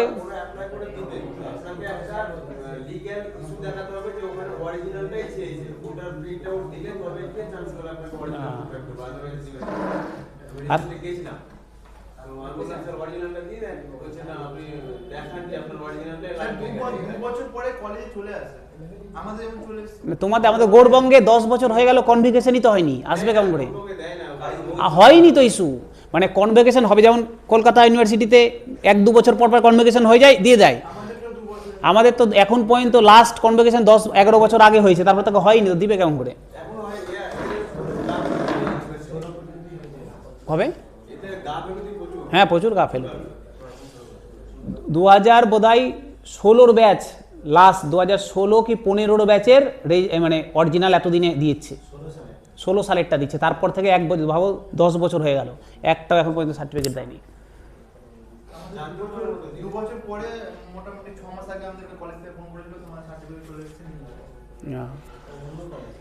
ওদের কল্যাণী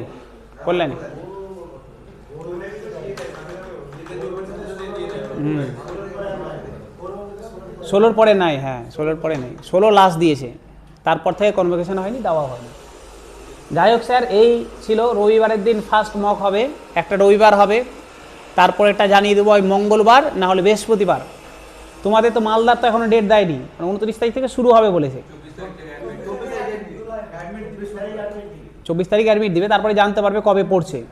যদি লেটে পড়ে, যত লেটে পড়বে আমরা তাহলে মকটা বাড়াতে পারবো, 2টার জায়গাতে 3টার জায়গাতে 4টা নেওয়া যাবে। কিন্তু যদি প্রথমের দিকে পড়ে তাহলে এক তো রবিবার হচ্ছে ফার্স্ট মক, তারপরটা হয় মঙ্গলবার, আর না হলে বৃহস্পতিবারের দিন সেকেন্ড হবে।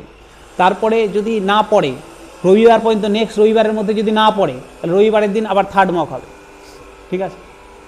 কবে পড়ছে তার উপর ডিপেন্ড করে আমরা এগাবো, দুটো, এক রবিবারে, একটা মঙ্গলবার বৃহস্পতিবার, এই দুটো তো হচ্ছেই। তারপরে যদি রবিবারের আগে যদি আর না পড়ে তাহলে রবিবারের দিন আবার থার্ড মক হবে, ঠিক আছে?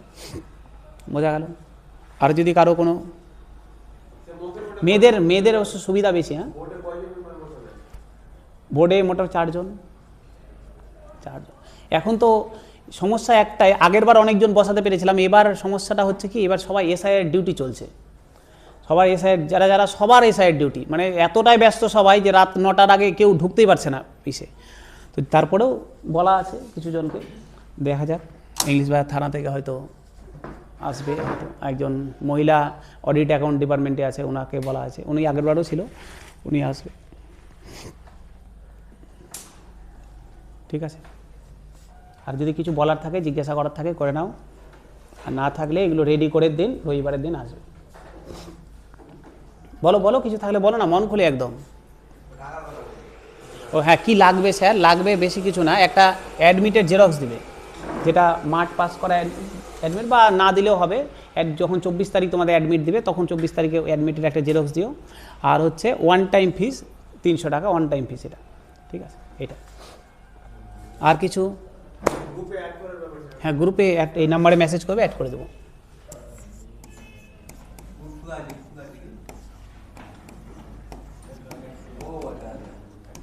গ্রুপ খোলা আছে, গ্রুপে পিডিএফ দিয়ে দেবো, পেয়ে যাবে পিডিএফ, এটাতে মেসেজ করবে, পেয়ে যাবে।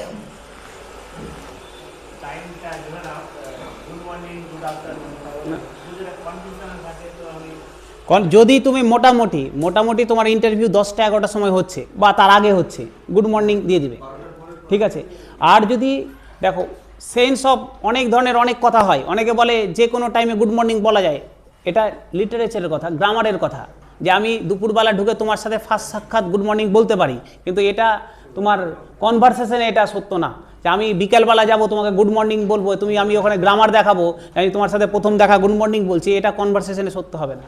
তো মোটামুটি যদি দুপুরের দিকে হয়, 12টা 1টার দিকে হচ্ছে, তাহলে তুমি দুপুরের দিকে হলে গুড নুন বলতে পারো, বা যদি 3টা 3:30 দিকে হয় গুড আফটারনুন বলতে পারো। নমস্কার বলতে পারো, অনেকে জয় হিন্দ বলে। নমস্কার স্যার তখন বলা উচিত যখন তোমাকে বলবে ঠিক আছে আসতে পারো, তখন তুমি নমস্কার বলে বেরাতে পারো বা জয় হিন্দ বলে বেরাতে পারো। আর যখন ঢুকবে তখন নর্মালি গুড মর্নিং বলা উচিত। অবশ্যই কিন্তু মাথায় রাখবে, আগে ম্যাডাম থাকলে ম্যাডামকে এই গুড মর্নিং, ম্যাডাম থাকলে ম্যাডামকে আগে অ্যাড্রেস করবে। প্যানেলে অবশ্যই কোনো না কোনো মহিলা থাকবে, ম্যাডামের দিকে তাকিয়ে গুড মর্নিং ম্যাডাম, তারপরে চেয়ারম্যান বসে থাকবে, চেয়ারম্যানের দিকে তাকিয়ে গুড মর্নিং স্যার, ম্যাডামকে অ্যাড্রেস করতে পারে। না না, একজন, সবাইকে বলবে স্যার, আরও দৃষ্টিকটু হয়ে যাবে। একবার শুধু ম্যাডাম, একবার ম্যাডাম, একবার স্যার। হ্যাঁ, বুঝতে পারবে স্যার, প্যানেলে মিডিলে দেখে বুঝতে পারবে, ওর চেয়ারের গেট আপটা আলাদা, একদম মাঝে বসে আছে। তোমার সামনে অত ভাবতে হবে, তুমি তো চেনো না কে চেয়ারম্যান, তোমার একদম মিডিলে দেখতে পাবে, মিডিলে যে বসে আছে একদম নর্মালি চেয়ারম্যানই মিডিলে থাকে, বুঝে যাবে স্যার ওটা চেয়ারম্যান আছে। ম্যাডামের দিকে তাকে good morning madam, good morning sir করে দাঁড়িয়ে। কেন এতদিন ডিজিটালাইজ করোনি কেন? এসসি সার্টিফিকেট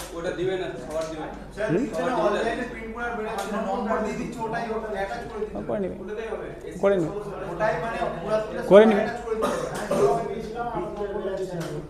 তাহলে ওটাই করে দিবে, অ্যাটাচ করে দিবে।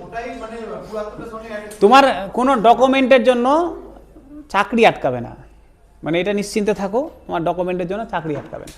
তোমার যদি কিছু ভুলও থাকে ওখানে কিনা, ওরা তোমাকে টাইম দেবে, যে তোমাকে 7 দিন টাইম দিলাম, এরকম অনেক হয়েছে, ইন্টারভিউ গেছে, ডকুমেন্টে ভুল নাম, এই ভুল কেন নাম, এই তো ঠিক আছে 7 দিন টাইম দিলাম, কিন্তু ঠিক করিয়ে এনে জমা দিয়ে যাবে, ওটার জন্য তোমার চাকরি বাদ যাবে না, এটা নিশ্চিন্তে থাকো। অরিজিনাল এখন জমা নেবে না, জয়নিংয়ের সময় যখন পুলিশ ভেরিফিকেশন হবে তখন অরিজিনাল দেখবে। হ্যাঁ, তোমাকে যেগুলো নর্মাল চেয়ে নিবে, ওরা লিস্ট দিয়ে দিবে, আধার কার্ড লাগে, ভোটার কার্ড লাগবে, তোমার একটা জমির দলিল লাগবে, এরকম ওরা লিস্ট দিয়ে দিবে, ওরা প্যান কার্ড লাগবে। বাবার তোমার নামে কেন, বাবার হ্যাঁ, তখন করতে হবে। এবার না থাকলে, প্রোভাইড না করলে ওই যে তোমার ঝুলে থেকে যাবে, সবাই জয়েন করে যাবে, তোমার ঝুলে থেকে গেলে ভেরিফিকেশনে আটকে গেল, আবার পরের ব্যাচ পর্যন্ত তোমার ঝুলে যাবে। এমন চাকরি তুমি যদি জয়েন না করো, চাকরি তোমার বাদও যাবে না, কিন্তু হয়তো তুমি ভাবলে যে আমি চাকরি জয়েন করলাম না, আমার চাকরি বাদ যাবে না, কিন্তু চাকরি তোমার ঝুলে থেকে যাবে। আমার চাকরি ঝুলে আছে 3 বছর ধরে, জয়েন করিনি।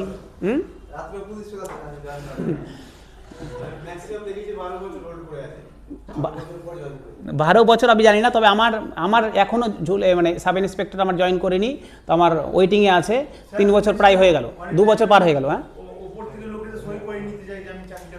এসে কতবার এসে বাড়ি থেকে সই করে নিয়ে গেছে, ওগুলো মুখেই, কিন্তু তুমি রিজাইন করা যাবে না।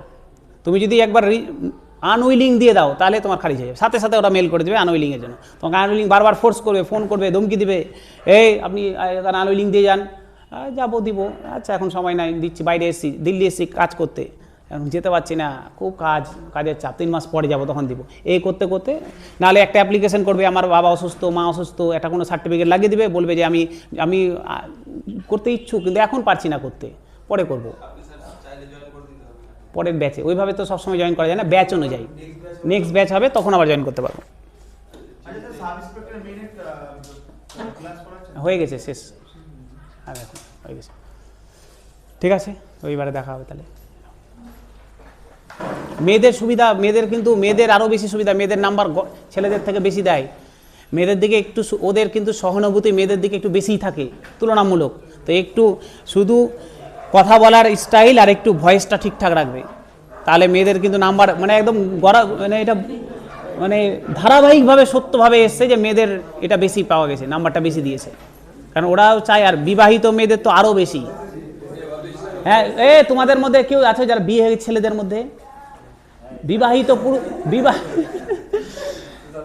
বিবাহিতদের কিন্তু অনেক বেশি একটা বেনিফিট আছে, এটা কিন্তু সত্যি কথাই। যারা বসে আছে ওরা তো মানুষ, হিউম্যানিটি বলে কিছু আছে। আগের বার ইন্টারভিউ একটা ছেলে দিতে আসতো রানীগঞ্জের ওই দিক থেকে, ছেলে ওখানে গিয়ে পড়েছে। হ্যাঁ, বিবাহ তারপরে হয়ে গেছে বিয়ে। হ্যাঁ, ইন্টারভিউ কেন ওখানে লিখাবে, যে ওখানে লিখাবে, ফর্ম দিবে ইন্টারভিউ ঢোকার আগে। না না, মিডিলে বিয়ে হয়েছে না, বিয়ে করছি পালিয়ে গেছি বলে বিয়ে করে নিয়েছি। হ্যাঁ, ফর্ম ফিলে বিয়ে হয়েছে, হতেই পারে, অসুবিধা নেই। তো বিয়েরটা কি বলি, একটা ছেলে রায়গঞ্জে, রানীগঞ্জে বাড়ি ছিল। ও কিন্তু মানে টোটালি ওর কথাটাও তোতলা ছিল, আর ঘাটটাও টেরাই, মানে ও মানে টেরা করে বসতো না, মানে এটা ওর ফিজিক্যালি অসুবিধা, যে ঘাটটা একটু এরকম টেরা ছিল। কিন্তু ও মিডিল থেকে ওর বেনিফিট পেয়ে গেছিলো, ও বিবাহিত ছিল। এবার এসে প্রথম দিন ইন্টারভিউ দিতে এসে ও তো ঘাবড়ে গেছে, গলা এরকম টেরা, আর কথা ঠিকঠাক বলতে পারছে না। তো ওর হাতে আংটি পড়েছিলাম, আমি কিসের আংটি পড়ে আছো? তো বলছে স্যার বিয়ে হলো রিসেন্ট। হয়তো তো ভালো কথা, বলছে আমি স্যার খুলতে ভুলে গেছি। আচ্ছা, খুলতে ভুলে হলেন, এটা তো ভালো জিনিস, তুমি আরও দেখাও যে আমার বিয়ে হয়ে গেছে। তো বলে তাহলে আমার তাহলে স্যার বিয়ের মালা পরে যাবো। আমি বেশি দেখাতে যেও না, মালায় পরে যাবো কিনা। তখন বলবে ওখানে ভালো ফ্যামিলি থেকে বিলং করে, অমুক ধমুক। নর্মালি তুমি আংটি দেখে ওরা কিন্তু বুঝে যাবে যে ও বিয়ে আছে, বা তোমাকে জিজ্ঞাসা করবে তুমি কি ম্যারিড, ও বুঝে যাবে ম্যারিড। তখন যদি ম্যারিড, এটা এমনি ওদের একটা দৃষ্টিভঙ্গি একটু নরম হয়ে যাবে তোমার প্রতি, যে বিবাহিত আছে, বয়স হয়ে গেছে, আচ্ছা ওর চাকরিটা বেশি দরকার, তো একটু তো সেটা তো সমান নম্বর, কিন্তু আমি তো সমানের থেকে এমনি তোমাকে বেশি পেয়ে যাবে যদি তোমার বিয়ে হয়ে থাকে। একটু সহানুভূতি, যদি আমি হই, তোমাকে যদি প্যানেলে বসাই, একটা ছেলে এসে ওর 21 বছর বয়স, একজন 32 বছর বা 30 বছর বয়সে বিবাহিত একজন এসে বসে আছে, ও তো বুঝতে পারছে যে ছেলেটা এত বয়সে মাঠ পাস করেছে, বিয়ে করে নিয়েছে, সংসার হয়ে গেছে, একটু আমার সহানুভূতি কাজ করবেই। তো এটা একটু যারা বিবাহিত আছে একটু মানে এটা প্লাস পয়েন্ট, প্লাসে কাজে লাগাবে। তুমি ম্যারেজ কর, বিয়ে হয়নি আর বলছে ম্যারেড আমি।